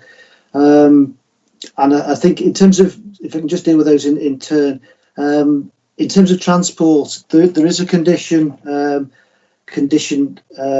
which deals with the improvements and how the measures that are proposed to make the routes to Sandhill Station better. That's a part of one of our highways conditions. And as you've heard there as well, that there is the cycle lane immediately outside on Regent Road, and there's a condition 47 which deals with that as well. And then there's condition 45 which deals with the pedestrian routes. In terms of ecology, there are a number of conditions which address ecology requirements. There's a construction environmental management plan which sets out a range of requirements to make sure that the development is ecologically as friendly as possible during construction. But then also there are conditions which deal with the final development in terms of biodiversity and making sure that the water channel is habitat friendly. So hopefully that answers that question, and the question that Councillor Thompson raised as well. Now, just in terms of Councillor Thompson's points, I mean, as Colin Chong has mentioned, the isolation structure already exists between Bramley Moor Dock and Nelson Dock. So the boats can't travel up and down there, but that's used to manage the water levels and water quality. And And then in terms of noise, there are conditions which deal with noise as well, condition 37 and 38. And then a couple of points which Councillor Radford and Councillor Conception raised in terms of infrastructure and potential for employment and jobs. And I think what I'd like to do is refer members to the to Appendix 10, which is Section 106, and that explains the heads of terms which outlines the requirements in that area.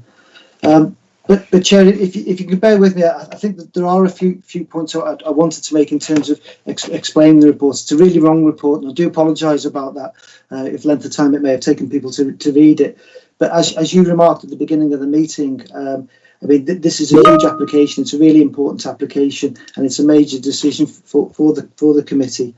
And as you'd expect, there's been a significant amount of interest in the application. We've had representations coming in from all over the world on the application. And then because it's such an important application, we've had to go out and do a really robust and an extensive consultation exercise. Now that exercise has involved, as you've heard from CBRE, discussions with a number of organisations and stakeholders. And I must say that the comments or the way that people have participated has been really constructive. I think it's been a really helpful exercise.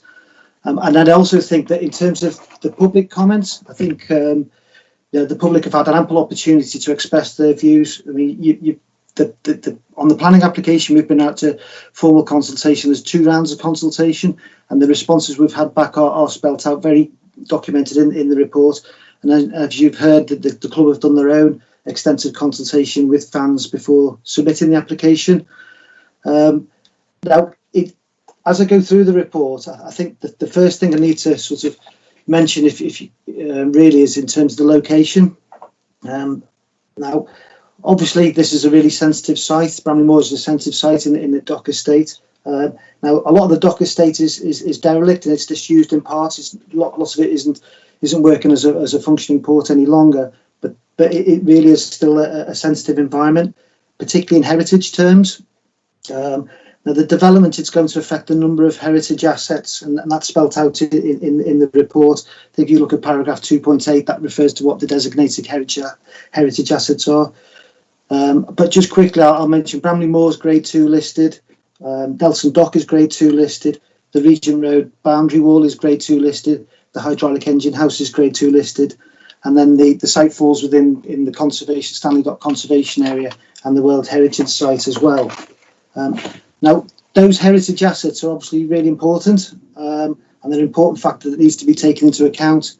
But I must say that we shouldn't treat it as an embargo on development. What it does mean is that when we're making a decision, or the committee making a decision, we have to take into account what the significance of those assets are, and then we have to consider very carefully how the development might impact on them. We have a legal duty under the Listed Building and Conservation Area Act to have special regard to the desirability of preserving those assets and their setting.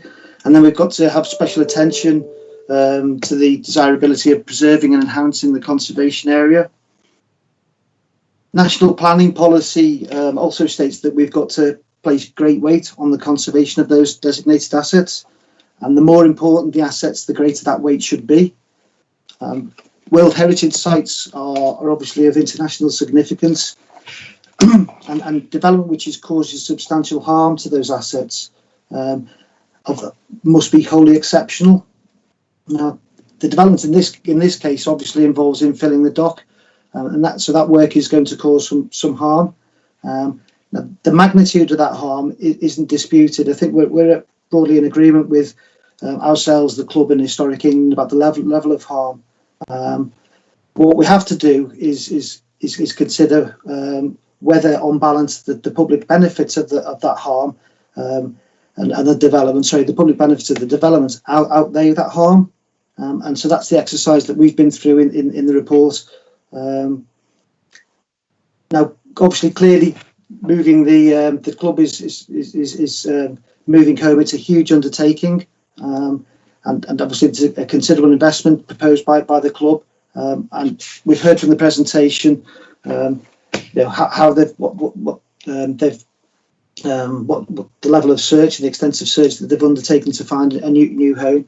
They've also explained to councillors why they believe Bramley Moor is the only suitable and available location. And that's despite the challenges that fit building within the dock might bring.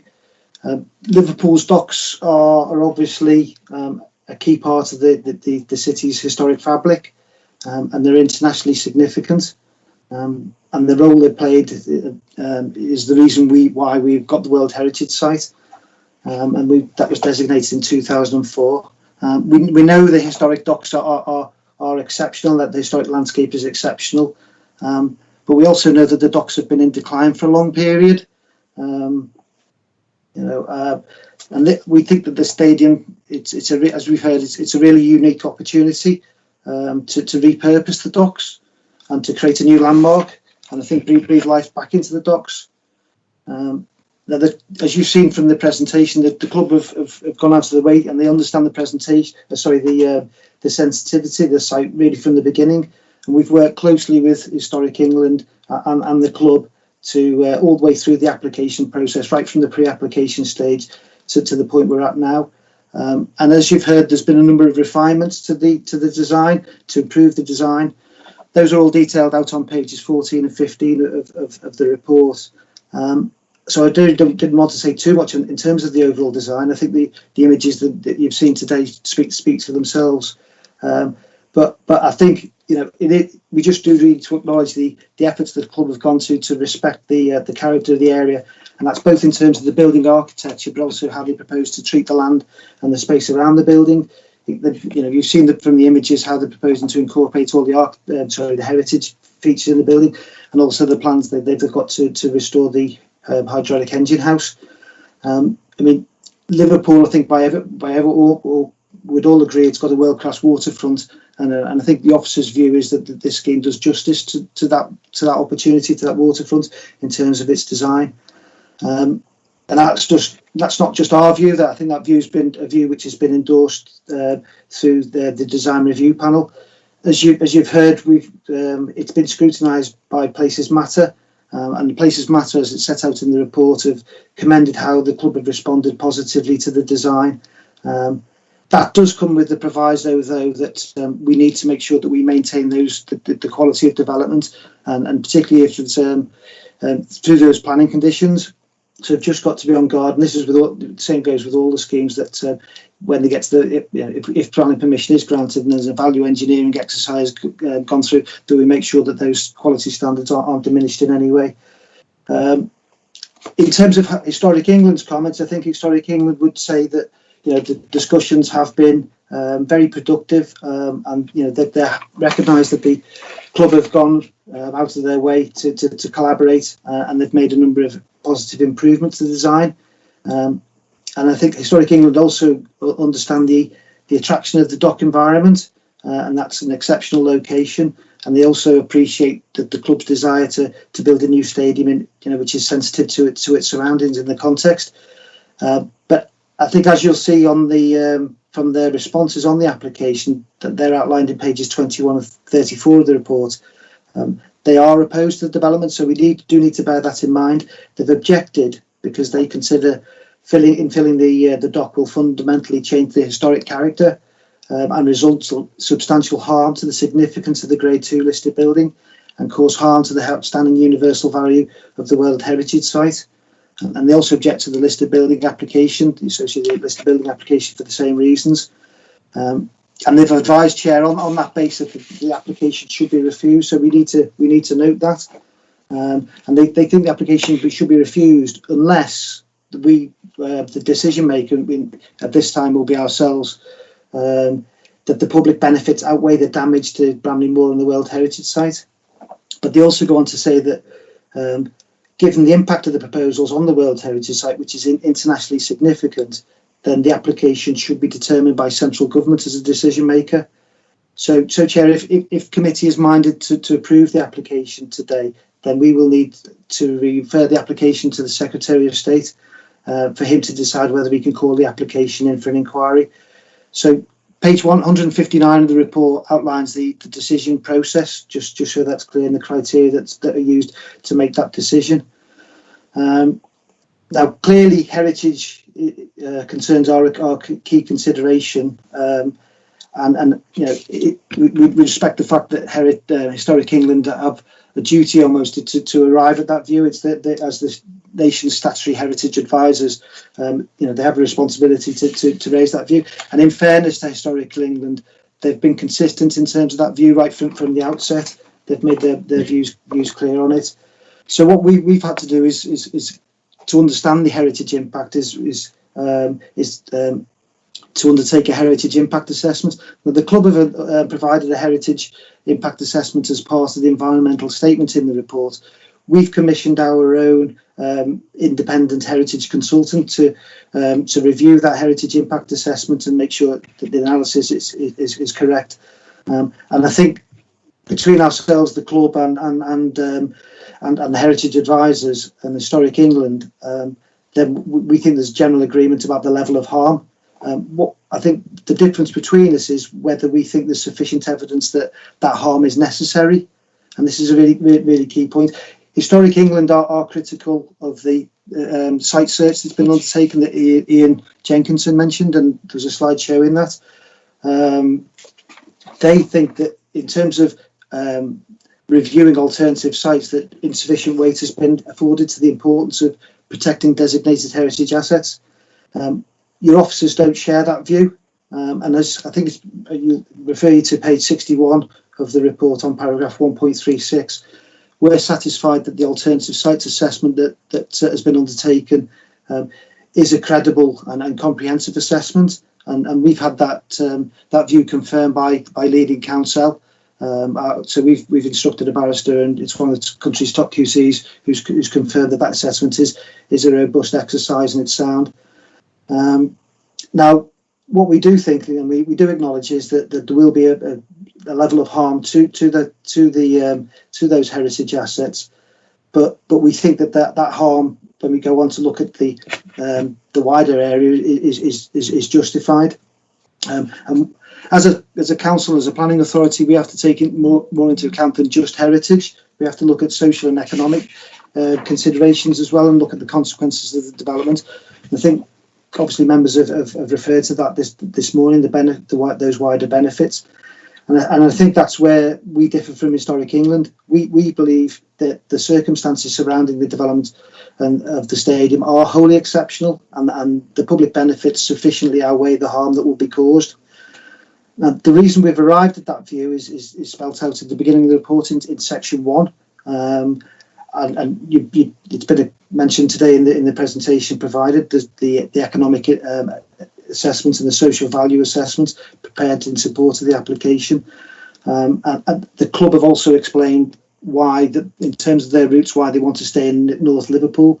And I think, you know, by any measure, North Liverpool's in an area which is, you know, there's a number of high level of deprivation, and it's in an area that needs investment and regeneration.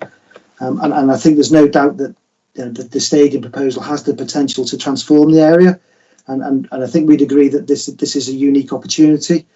I mean, the site has been earmarked for development in the Liverpool Waters outline permission, but that's a long-term plan, and there's a number we mentioned today. It was 20 years away before Bramley Moor would be envisaged to be developed. So I think what we're saying, you know, the conclusion that we've reached, Chair, is that the benefits to the local of the scheme for the local community is a point made strongly enough. And that point is, I think, again, I would just point out that you know, there's been enormous feedback we've had from the application, and the feedback not just from Everton fans, but from the vast majority of respondents is that how potentially positive impact that the development would have on the local area, and that's at a time when the city needs it the most.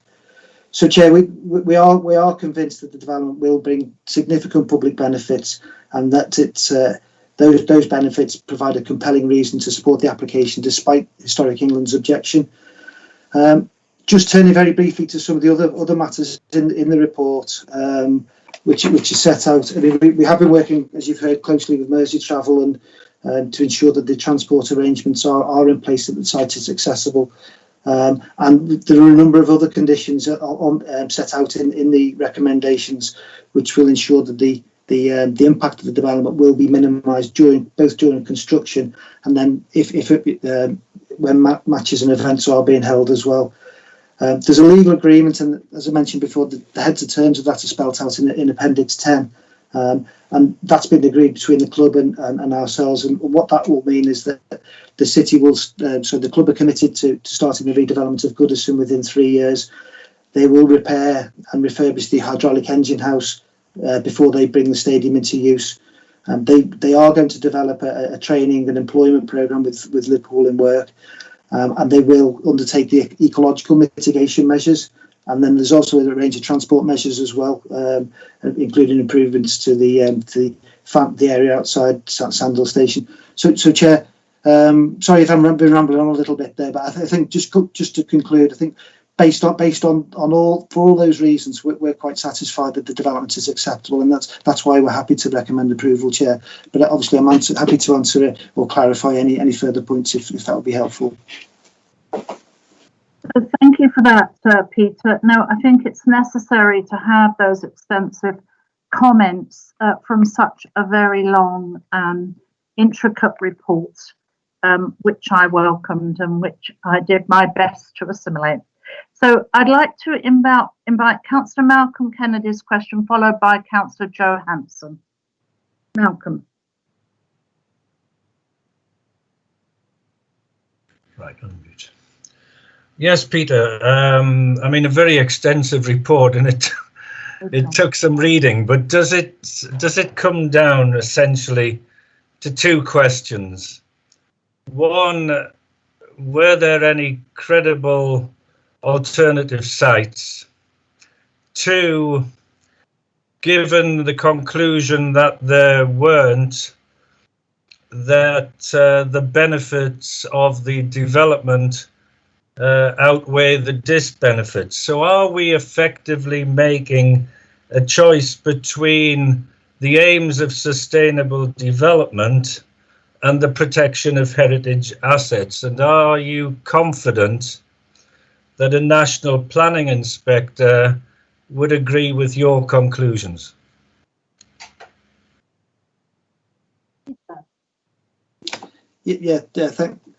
Thanks, Councillor Kennedy. I mean, yes, that's very much the conclusion that we're arriving at. I mean, the National Planning Policy Framework expresses a desire that applications should be approved for sustainable development. The exercise we've had to go through in this application is because the development will cause harm to those heritage assets, and that harm is at a higher level, it's a substantial level. That should only be allowed in wholly exceptional circumstances. Now, in this case, one of those exceptional the view that we've reached is that the public benefits of the development in regeneration terms, and what it will do for an area that is so in need of it, is sufficient in this case to outweigh that harm. So that's the conclusion we've very much arrived at. The public benefits sort of manifest themselves in a range of ways, and this is partly why the report is so long, because we've been through each and every facet of how the development will achieve public benefits, and it's really the sum of those that allows us to arrive at the conclusion that in this case, in these unique circumstances, the development does outweigh that harm. In terms of other sites that that the club have looked at, you've heard there's been a review. It looked at 51 different sites throughout the city. The club are very, very mindful of the process, and they wanted to remain in North Liverpool because that's as you've heard from that's their heartland. But we have looked at where else in the city that potentially they might be able to locate. But very much the view is that there aren't any alternative sites which are suitable and available. Really, it is only Bramley Moor Dock, and it's on that basis that if Bramley Moor Dock is the only feasible location, then is the benefit of that site going there? Is that sufficient to justify the harm that would cause? And the view we've arrived at is yes, it is.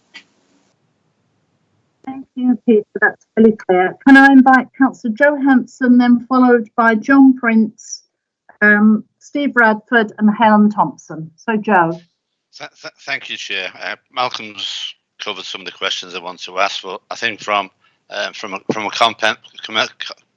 comment perspective, I think Everton today have presented a compelling case to request permission to build on the Bramley Moor. I think our officers, and certainly Peter, have done an incredible piece of work over the past, was it 3 years, Peter? It seems a lifetime. But you've done an incredible piece of work and the people that surround you. And, I hope that the council allow you to go and have a fortnight's well-earned rest after all this. I think for me, when Jess Hartley created his dock system, it was created for commerce, it was created for profits, it was created for work. He wouldn't have envisaged that 50, 100 years on or whatever, we would have a heritage site. And our heritage in Liverpool, and certainly to me, from North Liverpool, who had parents who shipped out of those docks for 10 months, 12 months at a time, and brothers who went away to sea, and people and friends and family who worked on that dock or serviced that dock. The docks are historically important to us, but they shouldn't be allowed to stand in the way of progress. We are actually talking about a dock that was in effect a coal yard. Very important coal yard in its time, but nevertheless a coal yard. I think everything in terms of looking at the issues to preserve the heritage within that complex, I think is commendable. And I'm absolutely delighted that they're prepared to spend an awful lot of money to protect the heritage of North Liverpool Dock. There's been great consternation from Historic England about the dock wall. And it's not the first time I've said it, but the dock wall was built for one reason only, to keep the people of North Liverpool out. When people on the other side of the wall were dying of starvation, they were dying of cholera, they were dying of typhoid, that dock wall kept them from getting access to anything that helped them survive. And part of that dock wall was built by Napoleonic prisoners of war, slave labour. Napoleonic prisoners of war died building that wall. Yeah, everybody in historic England has fallen over themselves to protect something or part of something that was built by slave labour who died during the process. Are we proud of that? Of course we're not, but it's part of our heritage. The impact upon Everton will have, bringing that stadium into Bramley Moor, will have a massive impact upon the people of North Liverpool and the wider regions of Liverpool and the North West. We're talking, and Historic England are talking, about depriving or trying to deprive an area of employment, not only employment, but good quality employment. Everton have a reputation for employing and providing good quality employment. What it will do to the 10 streets, and we're already seeing the regeneration of the 10 streets, that will have a massive impact upon people and companies who want to come into and invest in what is going to be, in some respects, a boom time for North Liverpool. It's vitally important for our kids to get good quality work, and that's what Everton will provide and the surrounding area will provide. And I find it a little bit insulting that you have Historic England who don't live in Liverpool, don't even know where they live, but they can come in and pontificate and ask for a call-in that could place that project in jeopardy and delay what Everton's trying to do. And what they're trying to do is create employment, create an iconic building, stadium on the waterfront that will hopefully not just be used for football, but be used for a diverse number of businesses and also used by the wider community and become probably one of the most sought after visitor attractions, hopefully, within Liverpool. I think they quoted 1.4 million visitors. I'm assuming they're not all football fans, but it will bring in life back into that dock area. And I think it's absolutely imperative and absolutely important that this committee today endorses fully and supports 100% And when we have to send that report to the Secretary of State, because Peter's saying we have to, I hope Peter can encapsulate some of the views, some of the passion that I know this committee holds for this project. Yeah, and by saying yes today, we can help Everton take one more step forward to developing their vision for North Liverpool. Thank you, Chair. Thank you, Councillor Hanson. And I'm sure Peter will do that because he's guided us thus far extremely well through all of this. I'm going to invite Councillor John Prince now, followed by Steve Radford and then Helen. Thank you, Chair. I'd just like to start by thanking Everton Football Club for an absolutely outstanding presentation, and also like to thank all the officers for producing that 500-word report for us, with a 500-page report for us, which is covering absolutely everything. Now, I'm actually very interested in heritage because I used to be a history teacher, and this is a case where what was a dock no longer has any significance as a dock. It's not a working dock. There's no chance of it becoming a working dock again. We've already got a heritage centre in the Albert Dock, so we can't really have a second Albert Dock. So therefore, this to me is a really ideal solution for what at the moment is a totally derelict site. Yes, it has historic value, but I think Everton Football Club have gone out of their way to fit in all the historic items into their design. I'm particularly impressed personally with the railway lines, and I think the photographs also show the importance of the water channel, because the water channel shows that although we're losing most of the actual dock area, we are keeping the line of the docks. If you look at the photographs, we're actually opening up an area which at the present is totally closed to the public. And it can be opened through the week. It's not just for football fans. It's open through the week, and they will be able to go in and look at it. And if they walk to the edge, they'll be able to see the full line of the docks, which is something at the moment they can't do. I also need to say that the actual design of the stadium is, again, in my view, in keeping with the other heritage aspects, in that it is not over high. It fits in neatly with the landscape. And I just think Everton have gone absolutely out of their way to design this stadium in line with all the historic needs. And it would be, as Joe has just said, it would be a great opportunity for the whole area. Thank you. Thank you for your comments, Councillor Prince. And now over to Steve Radford. Chairman, I've come in from the point of view not having any particular affiliation or interest in football per se, but it seems to be an overwhelming positive case.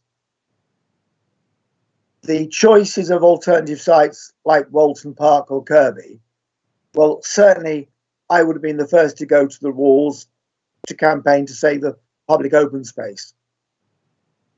Having the prospect of it going to Kirkby would take an economically deprived area and knock down in North Liverpool.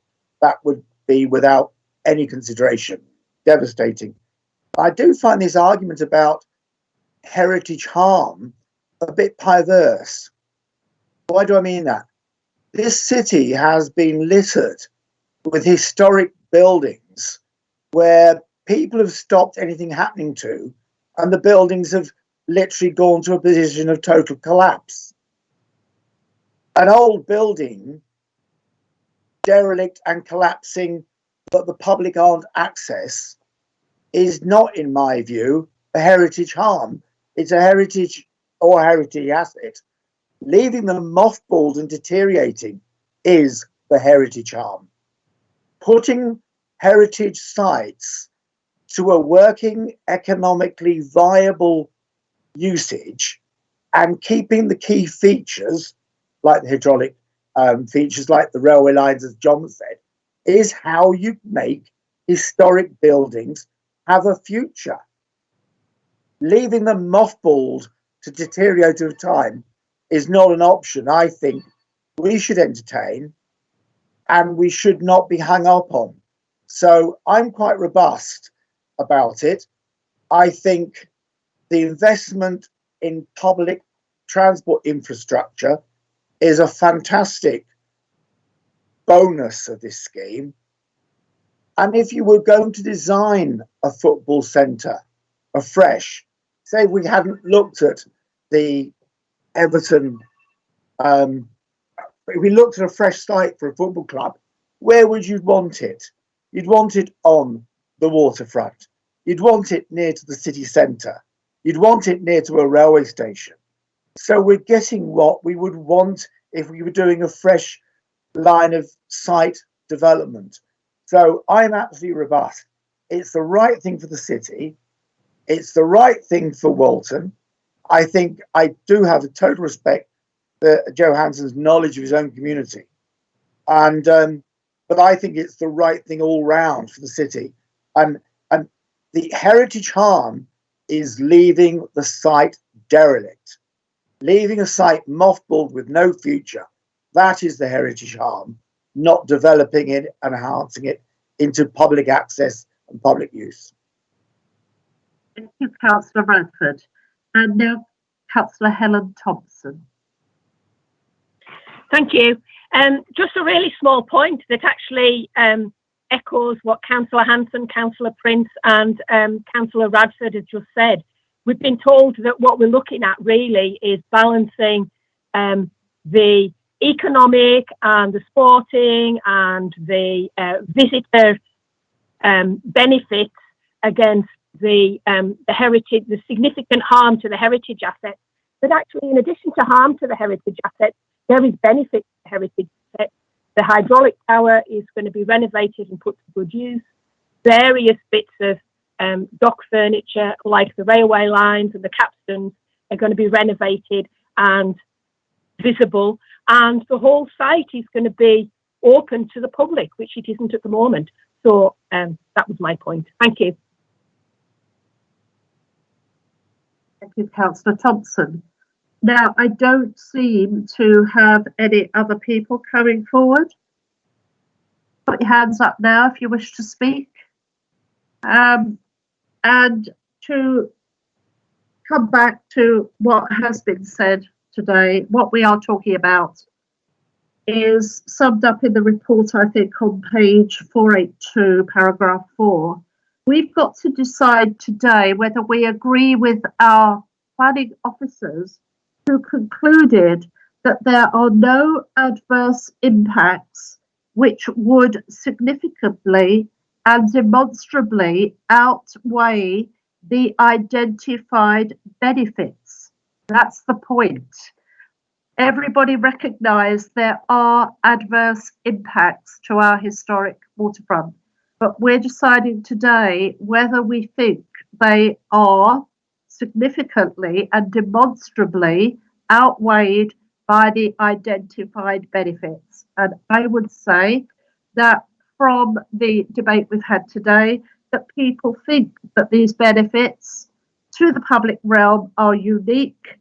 They're necessary to achieve the sustainability of this part of Liverpool, and that everybody has agreed that Everton Football Club have done a really fantastic job over 3 years to get us a football stadium and public realm that truly is of value and will improve our public image for this great city.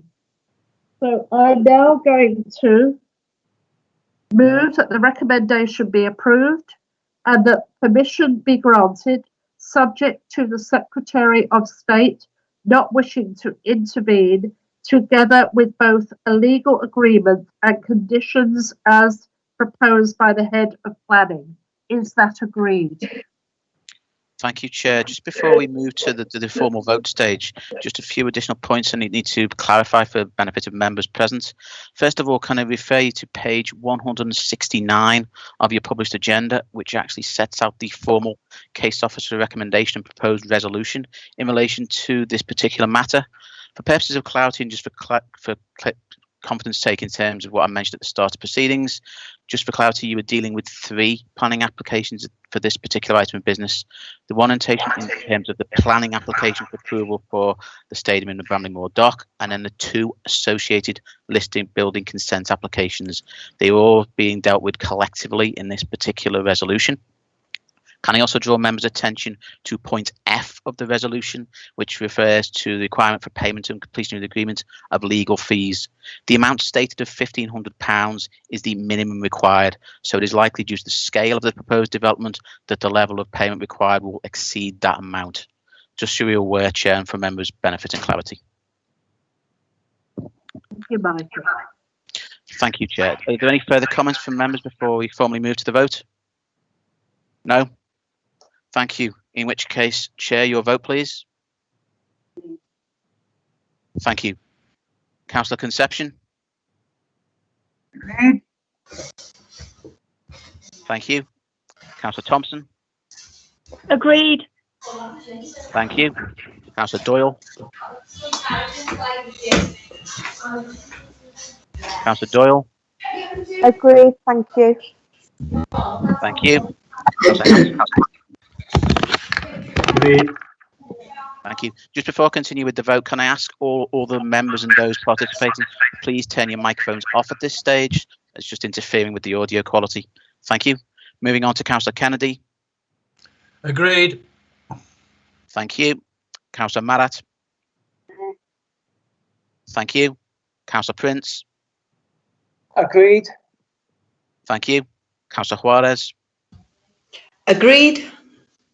Thank you. And finally, Councillor Steve Radford. Just reiterate your vote, please, Steve. You're on mute. Agreed and welcomed. Thank you, Councillor Radford. That concludes the voting on this application and the 2 associated listed building consent applications. The outcome of the vote is that it is unanimously approved by the committee, the effect of which therefore being that the 3 applications, together with the recommendation of committee, will therefore be referred to the Secretary of State for consideration and appropriate action from there. Thank you, colleagues. With that in mind, I suggest we move on to the interlinked item of business, number 3 on today's agenda, which relates to the Goodison Park Stadium on Goodison Road, Liverpool 4, located in County Ward. You again have a very detailed case officer report on pages 491 to 556 of your published agenda.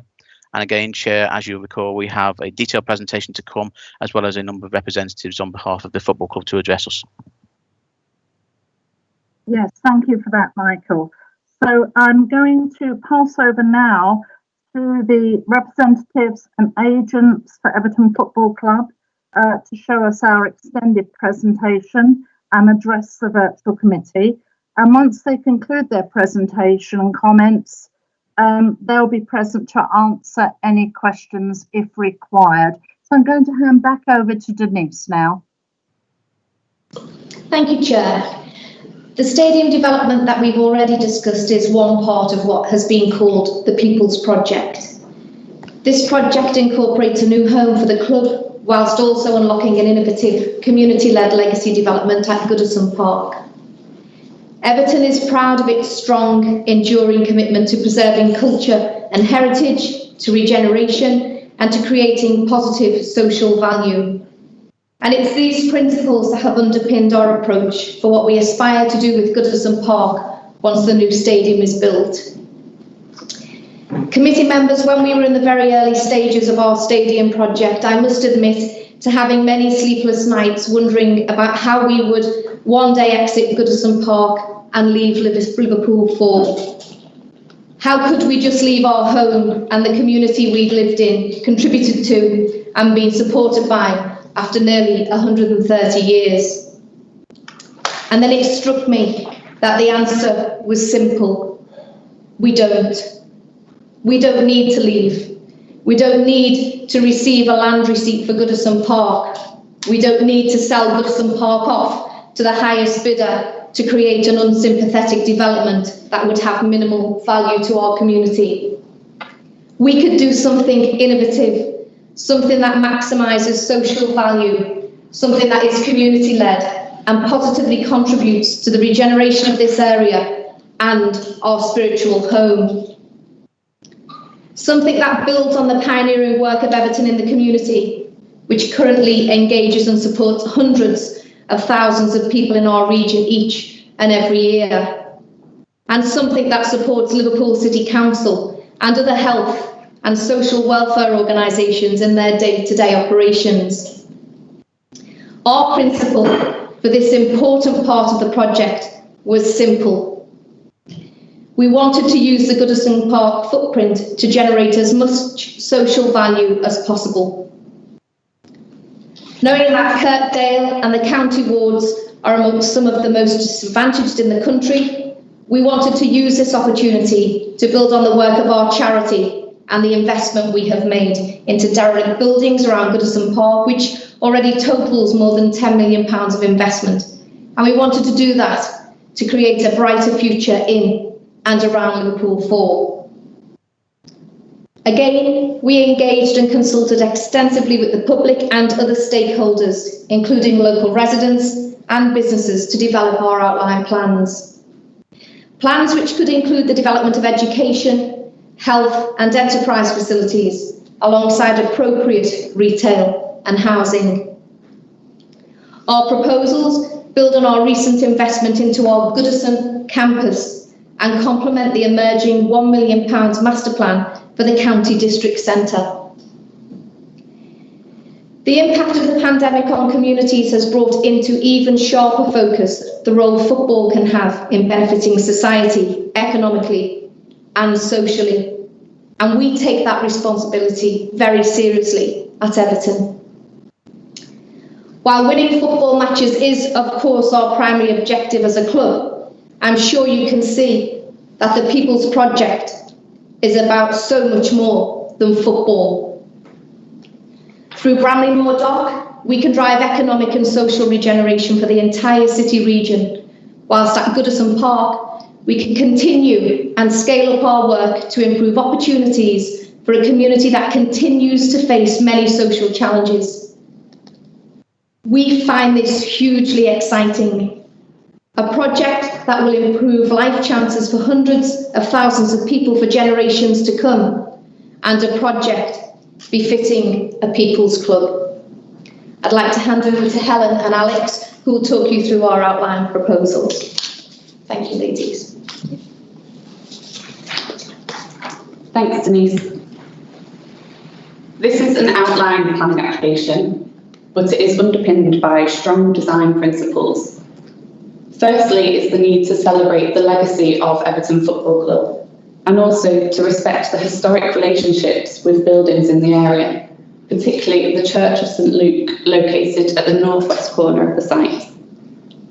Secondly is the need to establish connections, strengthening east-west routes through the site to create a street pattern and to knit this development into the existing community.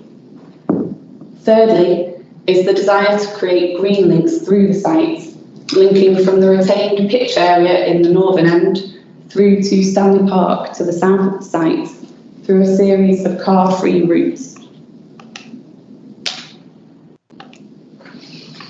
These design principles have resulted in a series of parameter plans, an example of which is shown on the left-hand side, and this is what we are applying for the planning permission. These parameter plans define the maximum extent and height of development plots, and also the amount and type of development to be delivered within them. The parameter plans also show the location of public realm areas and location of open space, as well as routes through the site. An illustrative master plan, which is not submitted for approval, is shown on the right-hand side. And this demonstrates how these design principles and parameter plans could be delivered in practice through future reserve matters submissions. The master plan and the parameter plans have evolved during the determination of this application in direct response to feedback received from Historic England, a Places Matter design review, and feedback from the Conservation, Urban Design and Planning officers of the Council. Positive changes which have been made in relation to these comments received include reducing the height of the development plots particularly along the southern frontage of the site adjacent to Walton Lane, in order to respect the proximity to Stanley Park, which is a Grade 2-star registered park. Similarly, the development heights have been reduced around the northwest corner of the site in order to respect the setting of the Church of St Luke. We've also increased the permeability around the site by adding in more east-west connections. And thirdly, we've significantly reduced the amount of retail floor space proposed in order to limit the impact upon existing retail areas, such as the County Road District Centre. Sustainability has been a key part of this development proposal. We've considered sustainability in terms of the economy, social impact and environmental sustainability. This is a highly accessible site. It's within walking distance to key existing and proposed facilities and also to public transport links. The proposed development is mixed use, which in itself reduces the need to travel by private car. We're also encouraging cycle access through the provision of cycle parking and also through off-site highway improvement works. We intend to complement rather than compete with County Road District Centre in providing a reduced amount of retail floor space just at the southwest corner of the site, which will link into the existing Everton in the Community campus along Spallow Lane. Parking is provided on site in order to prevent the use of parking on existing residential streets in the area, thus reducing the impact on existing residents. There'll be opportunities for sustainable drainage throughout the site, and biodiversity is a key part of the plans, including the retention of an area of the pitch and the creation of green links alongside the provision of street trees. Alex will now talk through the legacy of the club and the delivery of the proposed development. Thank you, Helen. We have been deeply rooted in L4 since our formation way back in 1878. Us, as a club and our charity, have been helping to tackle some of the hardest hitting social issues of the past 30 years, including mental and physical well-being, youth engagement, employment and education, to name but a few. We've consulted with local residents, participants, businesses and stakeholders to understand what issues they feel they face now and issues they feel they may face in the future, which has helped to shape our outline plans. And this will continue as the project develops. A core principle of the Goodison Legacy Scheme when we set out on this journey was for this site to still be instantly recognisable as Everton Football Club. Some of the ways in which we propose to do this include the layout of the development plots to represent where the stands currently are, ensuring that the Dixie Dean statue and memorial plaques remain on site, a partial retention of the pitch and the centre circle within our landscaping plans to ensure that football can still be played on the pitch at Goodison Park. Just north of that pitch, we have a play street situated in the lively Gladys Street end that will ensure that hustle and bustle remains in that area. We want to maintain connection to our neighbours and ensure that we are sympathetic in the deconstruction of Goodison Park to know what legacy items we could potentially use at this site and also at Bramley-Moore Dock. This should be a place to remember and a place to visit for Evertonians now and in the future. This site is for the benefit of our community. There'll be open and green spaces for people to access and enjoy, and the social benefits this scheme will bring include employment opportunities, the community facilities that it will provide, and enabling community growth. In order to deliver on this, we've been researching and analysing what those different potential uses could be and the feasibility of those. We have a wide range of opportunities to help to positively impact and enhance the area of L4. It's important to note that these are only our ideas at this stage based on current consultation, but at the moment we're exploring, as Denise mentioned earlier, a mix of housing with a range of residential types to provide a home for everybody, potential cafe, restaurant and small shop type retail facilities, a commercial attraction, potentially to explore how we remember Goodison in an interactive way using the latest technologies.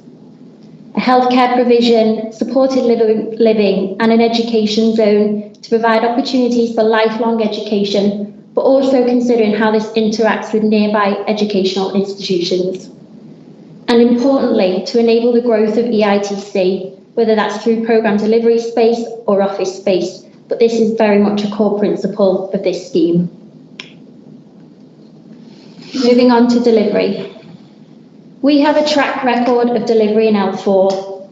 We're trusted by our local community and worked alongside our local stakeholders for many years. Our commitment to deliver the Goodison Legacy Scheme is demonstrated through the schemes that we have delivered to date. We've been converting derelict buildings into thriving community assets, as you can see in the before and after shots on screen.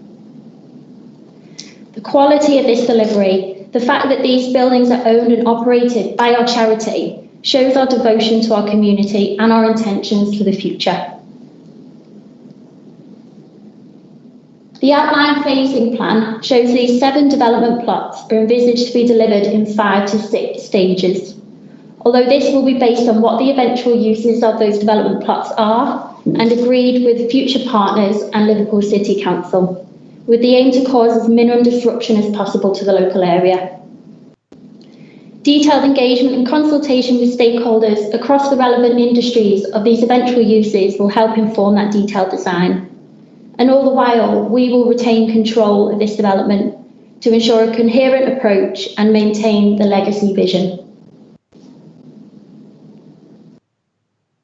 In addition to the 10 million already invested in the physical regeneration of the local area, we also have the People's Place on the way, which will be a purpose-built mental health facility owned and operated by EITC. This is because helping our community and helping our city is what we do. The Goodison Legacy Project and the People's Project provide an opportunity to do this on an even grander scale, to run more programmes, engage more people, and change and save even more lives.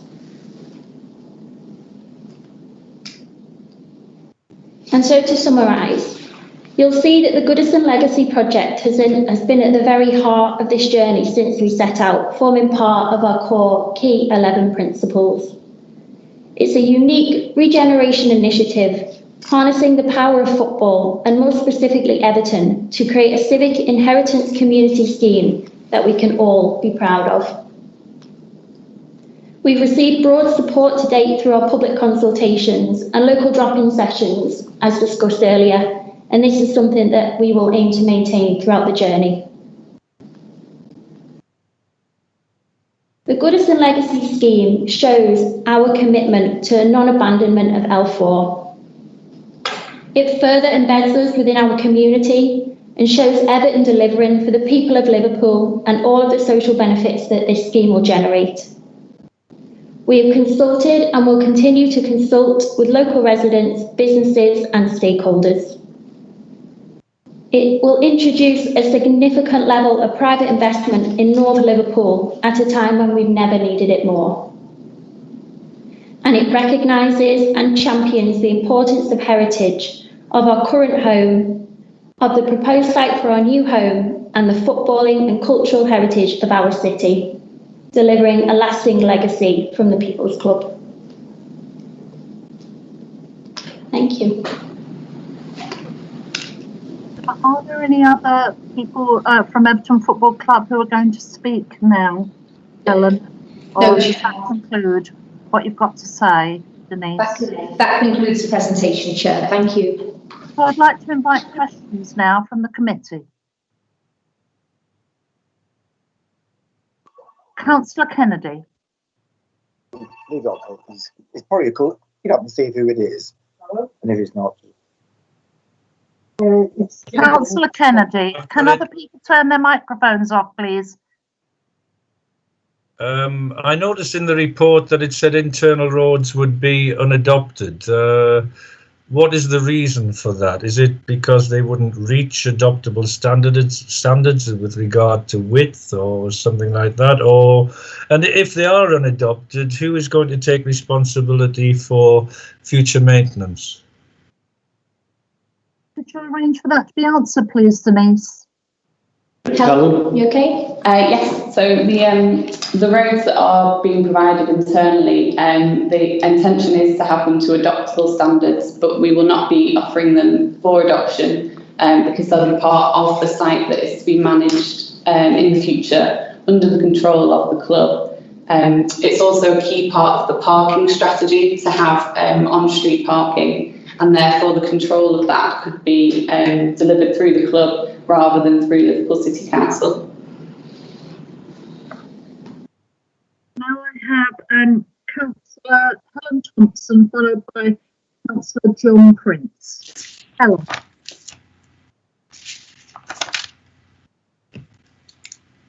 Sorry if I raised my hand. I didn't realise I had. That was an error.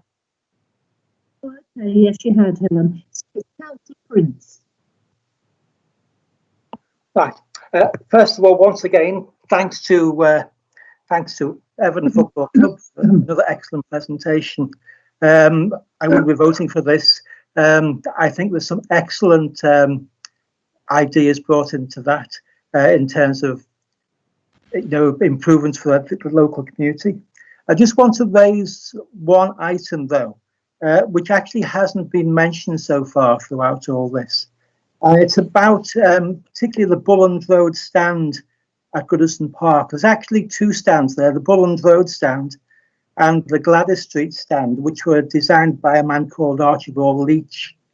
And he designed a lot of football grounds, about 40 football grounds or park stands between 1890 and 1939. At Goodison, they've got two of those stands. Throughout the country, gradually the number of stands left in existence is reducing, and now we've only got a handful of these stands left. Last year we lost the ones at White Hart Lane and Spurs. There's now only Archibald Leach stands left, and I think it's Dundee, Aberdeen, who are looking to move grounds as well. Crystal Palace, where you really can't see because it's been extended that much over the top of the Leach building. Liverpool Football Club, exactly the same, where the main stand has been redeveloped twice over the top of the Leach building, so you can't really see it. Portsmouth, where they're still standing. Crystal Palace. Rangers, where it's a protected building, but it's just the facade, which is a protected building. And Fulham. I think that's all that's left. And that, over time, every year that happens, another one of these gets demolished. And as I say, I will be supporting this outline application, but would there be any way of keeping at least part of the Bulland Road stand and putting some of those facilities in it? I just want to quote from the biographer, because there has been a book written about Archibald Leach, which obviously I've got. And he said, with regard to the demolition of the Trinity Road stand in Villa Park in the year 2000, surely Birmingham and football has lost out by allowing one of its finest buildings to be demolished. Is there any way, looking forward, we've got years to work on this, is there any way of putting some of those facilities into at least part of the Bulland Road stand? Thank you. Okay. Everton Football Club, but this is an outline application. We need to bear that in mind. Yes. Okay, Chair, I think we'd still like to give a response if that's okay, Chair. Please do. Yes, please. Just with regards to Bulland Road and Gladys Street, they are actually the two oldest stands at the football ground, and probably contain the majority of existing problems that we have at Goodison Park, mainly due to its age. The structural elements that you refer to, particularly the truss that runs across the top of Bulland Road, we are looking to try and salvage some of those heritage architectural assets and maybe even incorporate them into the design at the new Bramley Moore Stadium. But with regards to incorporating existing facilities within Bulland Road and Gladys Street, I think it would probably be, I suppose, inappropriate. The stands themselves are timber, and they wouldn't allow us to comply to current building control regulations. So although we can look at trying to maximise some of those heritage assets within the new stadium, and we can look to maximise some of those heritage assets on the site as we develop the detailed design of Goodison Park Legacy Project, we haven't quite determined what the extent of that would be yet. I think, Councillor Prince, it's something that's really important to us and really important to Evertonians, and you will see how we've embedded that design in terms of the brickwork in the new stadium. So it's something we have spoken about at length about how we can look to have this reclamation and make sure that we can sort of actively use as many products as we can within the new stadium, but only when obviously it's safe to do that. Yes. Thank you for that. But as I say, it is outlined at the moment, and I can see that I think Everton Football Club here with the People's Project is trying to do planning from the base up instead of top down. So I'm sure you'll take account of all these comments. Now, Councillor Hampson, I saw your hand go up, but it's not up at the moment. Did you wish to speak? Chair, I'll come back in after the officer's spoken. Okay, now it's Councillor Steve Bradford. I think you need to unmute, Steve. Slow on the IT. Thank you, Chairman. I must admit, I don't know the area as much until this year, because we were delivering a lot of hampers to older people in the area, and it is quite a congested, narrow road system.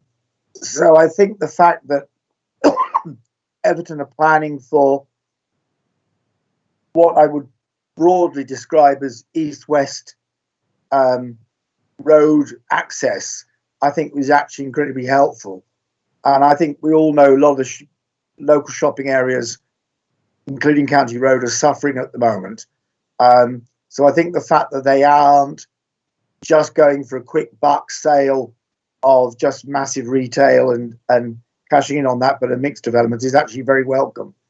I think the idea of it being an outline is actually sensible, because things will evolve as each part of the 7 sections of the site develop, and you need a bit of flexibility to catch the trends and demographic opportunities that come along. So I think it's a good outline, and I think it's right that we're dealing with an outline rather than a set in stone development, because it gives flexibility to respond to opportunities and maybe changes that will take place in the economic footprint. So I think it's really quite it's a development with foresight. Thank you, Councillor Bradford, and I'm sure our case officer will also have a comment on that. Now, Malcolm, you actually have got your hand up, but I don't know if you intend to want to speak again. Would you put it down, please?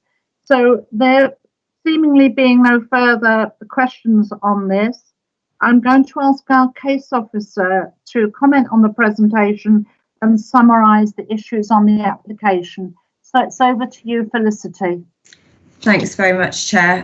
Good afternoon, everyone. I'm Felicity Collins. I'm the case officer for the Goodison Park application.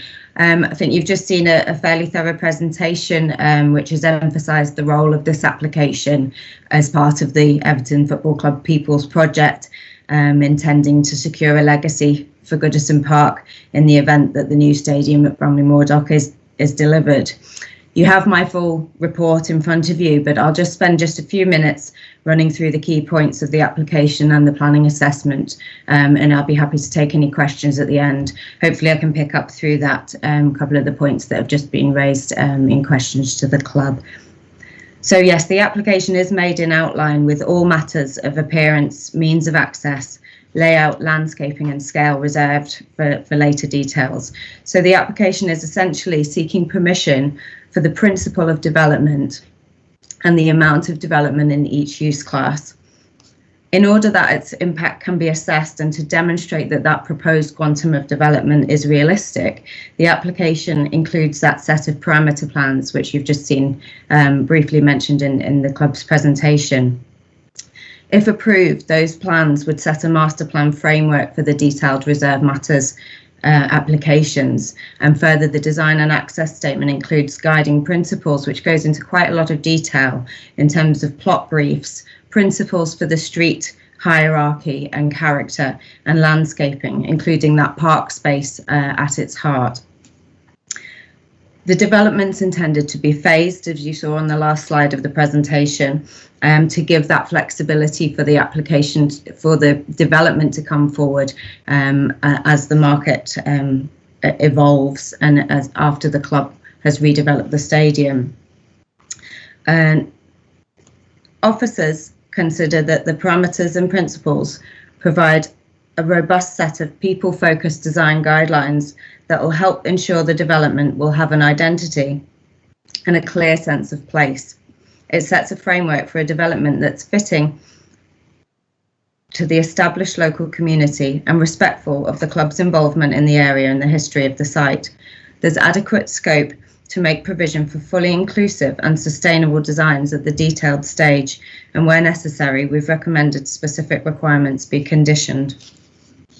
As you've heard in the presentation from the club, the intention is for commercial uses to be located at the Spellow Lane junction and leading up Goodison Road, and the more institutional uses, potentially a care home, community space and a school, to be located on Bullens Road, close to the existing primary school, and further community uses space close to the church. Residential units are present throughout the site and would be a mix of apartments, terraced dwellings and mews houses. The intention is to provide a range of house types, size and tenure in order to increase choice in the local housing market. As you've heard in the presentation, heights have been reduced in response to comments from statutory consultees and from our urban design and conservation officers, and we're now comfortable with the heights proposed. The potential impacts of the development in respect of the heritage assets, the environment, local amenity and traffic access and parking have been assessed on the basis of the proposed parameters plans. The supporting technical assessments and environmental statement have been prepared in accordance with statutory requirements and have been reviewed by the relevant statutory consultees and by suitably qualified council officers and their advisors. As I've set out in the report, this project would only go ahead once the stadium has been replaced and conditions are put in place to secure this. On that basis, Sport England has no objection. In conservation terms, as we've just had a brief discussion there, the application would mean complete demolition of the existing stadium.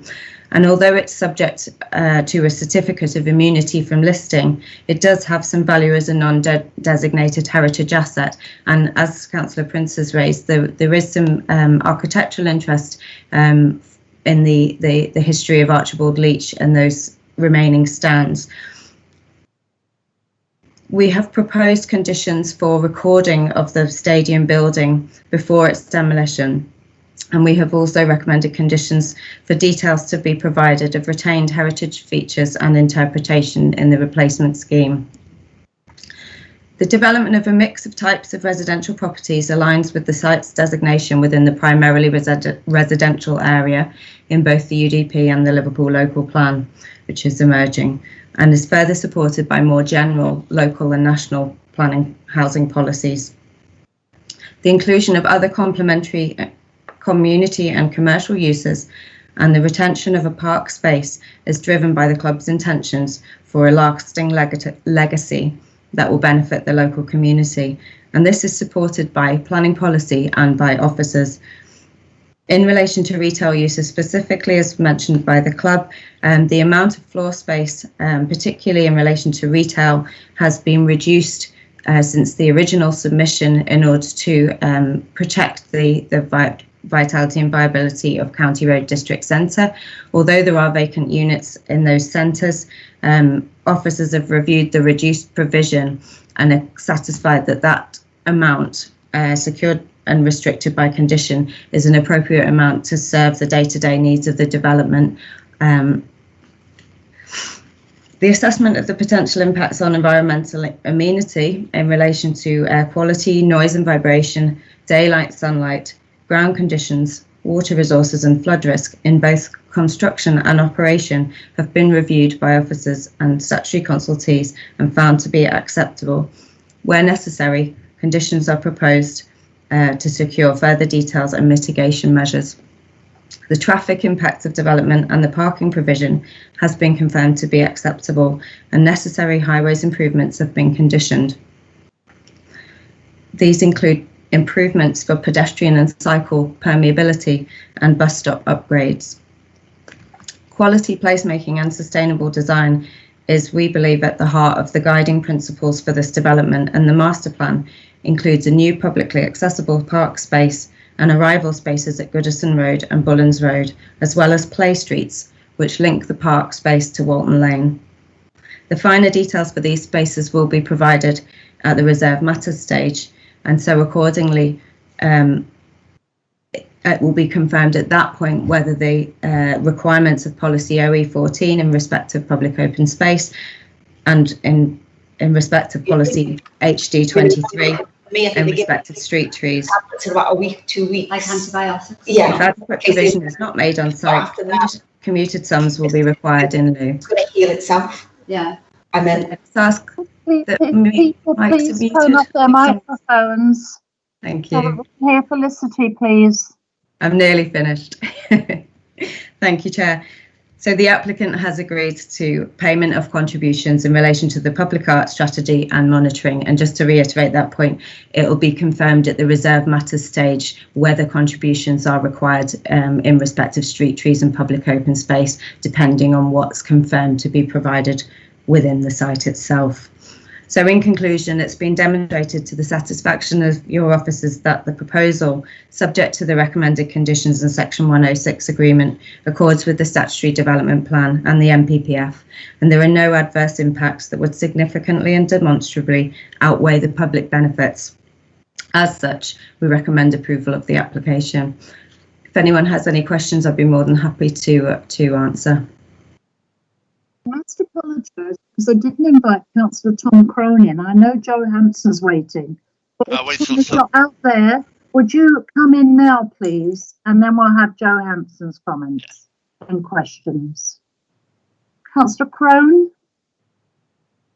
Chair, I believe Councillor Crone is no longer present and his comments were largely and predominantly focused on the prior application. Okay, it's just I did have him down for this application as well. So it's over to you, Councillor Hampson.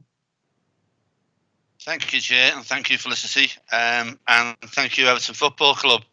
I think lots of developers in the city could learn a lot of lessons from the process that you've gone through. I mean, it's sad that Goodison Park has got to go, but the reality is it's well past its lifespan, and I guess there'll be lots and lots of people who are sad to see it go, but that's progress, and we need to move on. I don't think we should underestimate the work that Everton and the community do. I know you do lots of publicity yourselves, and it's well recognised, but the amount and scope of work that Everton and the community do is absolutely incredible, and it's something that I know you're very proud of, and it's something that you should be very proud of. I think that reflects on this planning application, the consultation that you've gone through, the level of detail that consultation has brought up, and the fact that you've revisited it on occasions, and you intend to revisit it as an ongoing part of the project. I think it's an exciting project. I think it ticks lots and lots of boxes.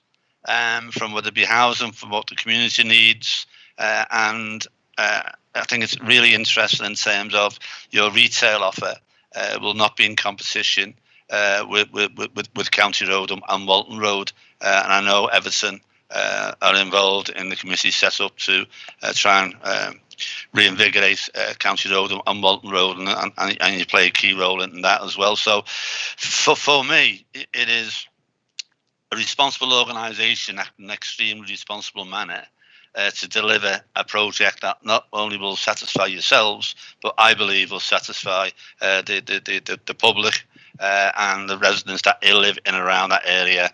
And I'm sure any issues, any problems that arise as we go through, because a project of this nature does bring issues and problems because of close proximity of houses living around you. They'll be sorted very, very quickly. So I've got absolutely no hesitation in supporting this application, Chair. Councillor Hampson. I don't see anybody else indicating. Are there any further questions or comments?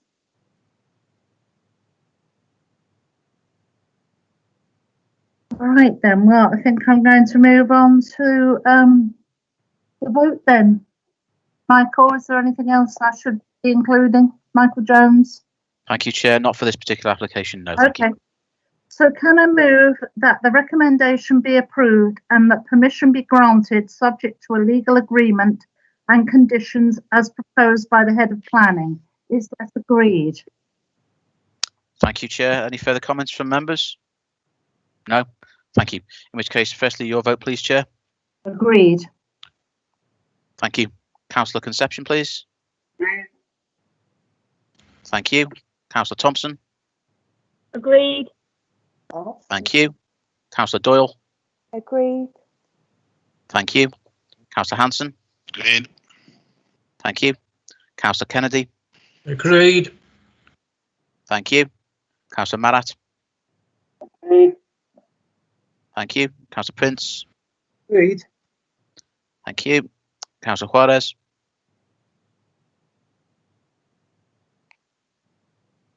Councillor Juarez, are you still with us? Yes, sorry, I'm having problems with my microphone.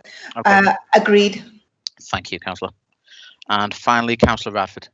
Agreed. Thank you. That concludes the voting on this particular application, and I can confirm that the voting is unanimous in favour of the application and is therefore granted subject to a legal agreement and conditions as proposed, and that therefore concludes our voting and consideration of these interlinked applications. Chair, your closing comments, please. I would like to thank everybody for all their time and patience today. It's been an extremely long report, even just to read.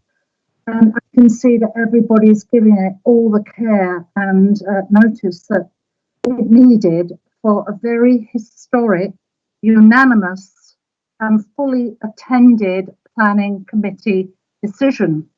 And I hope all that's going to be taken into account when this matter is going to be passed to the Secretary of State, who may or may not decide to call it in. But I think the very extensive debate, the really excellent groundwork that's being done both by our own planning officers, I'd really like to praise them for this, and by Everton Football Club, who I think have really demonstrated that they are a power for good in our community, is all going to be taken into account, because now we have made the decision. I always like to see planning developments that the planning committee have agreed go ahead as soon as practically possible. So thank you, everybody. An excellent meeting all round, and I'll see you at the next planning committee. Thank you, colleagues. To confirm, that concludes today's proceedings. Thank you for your participation.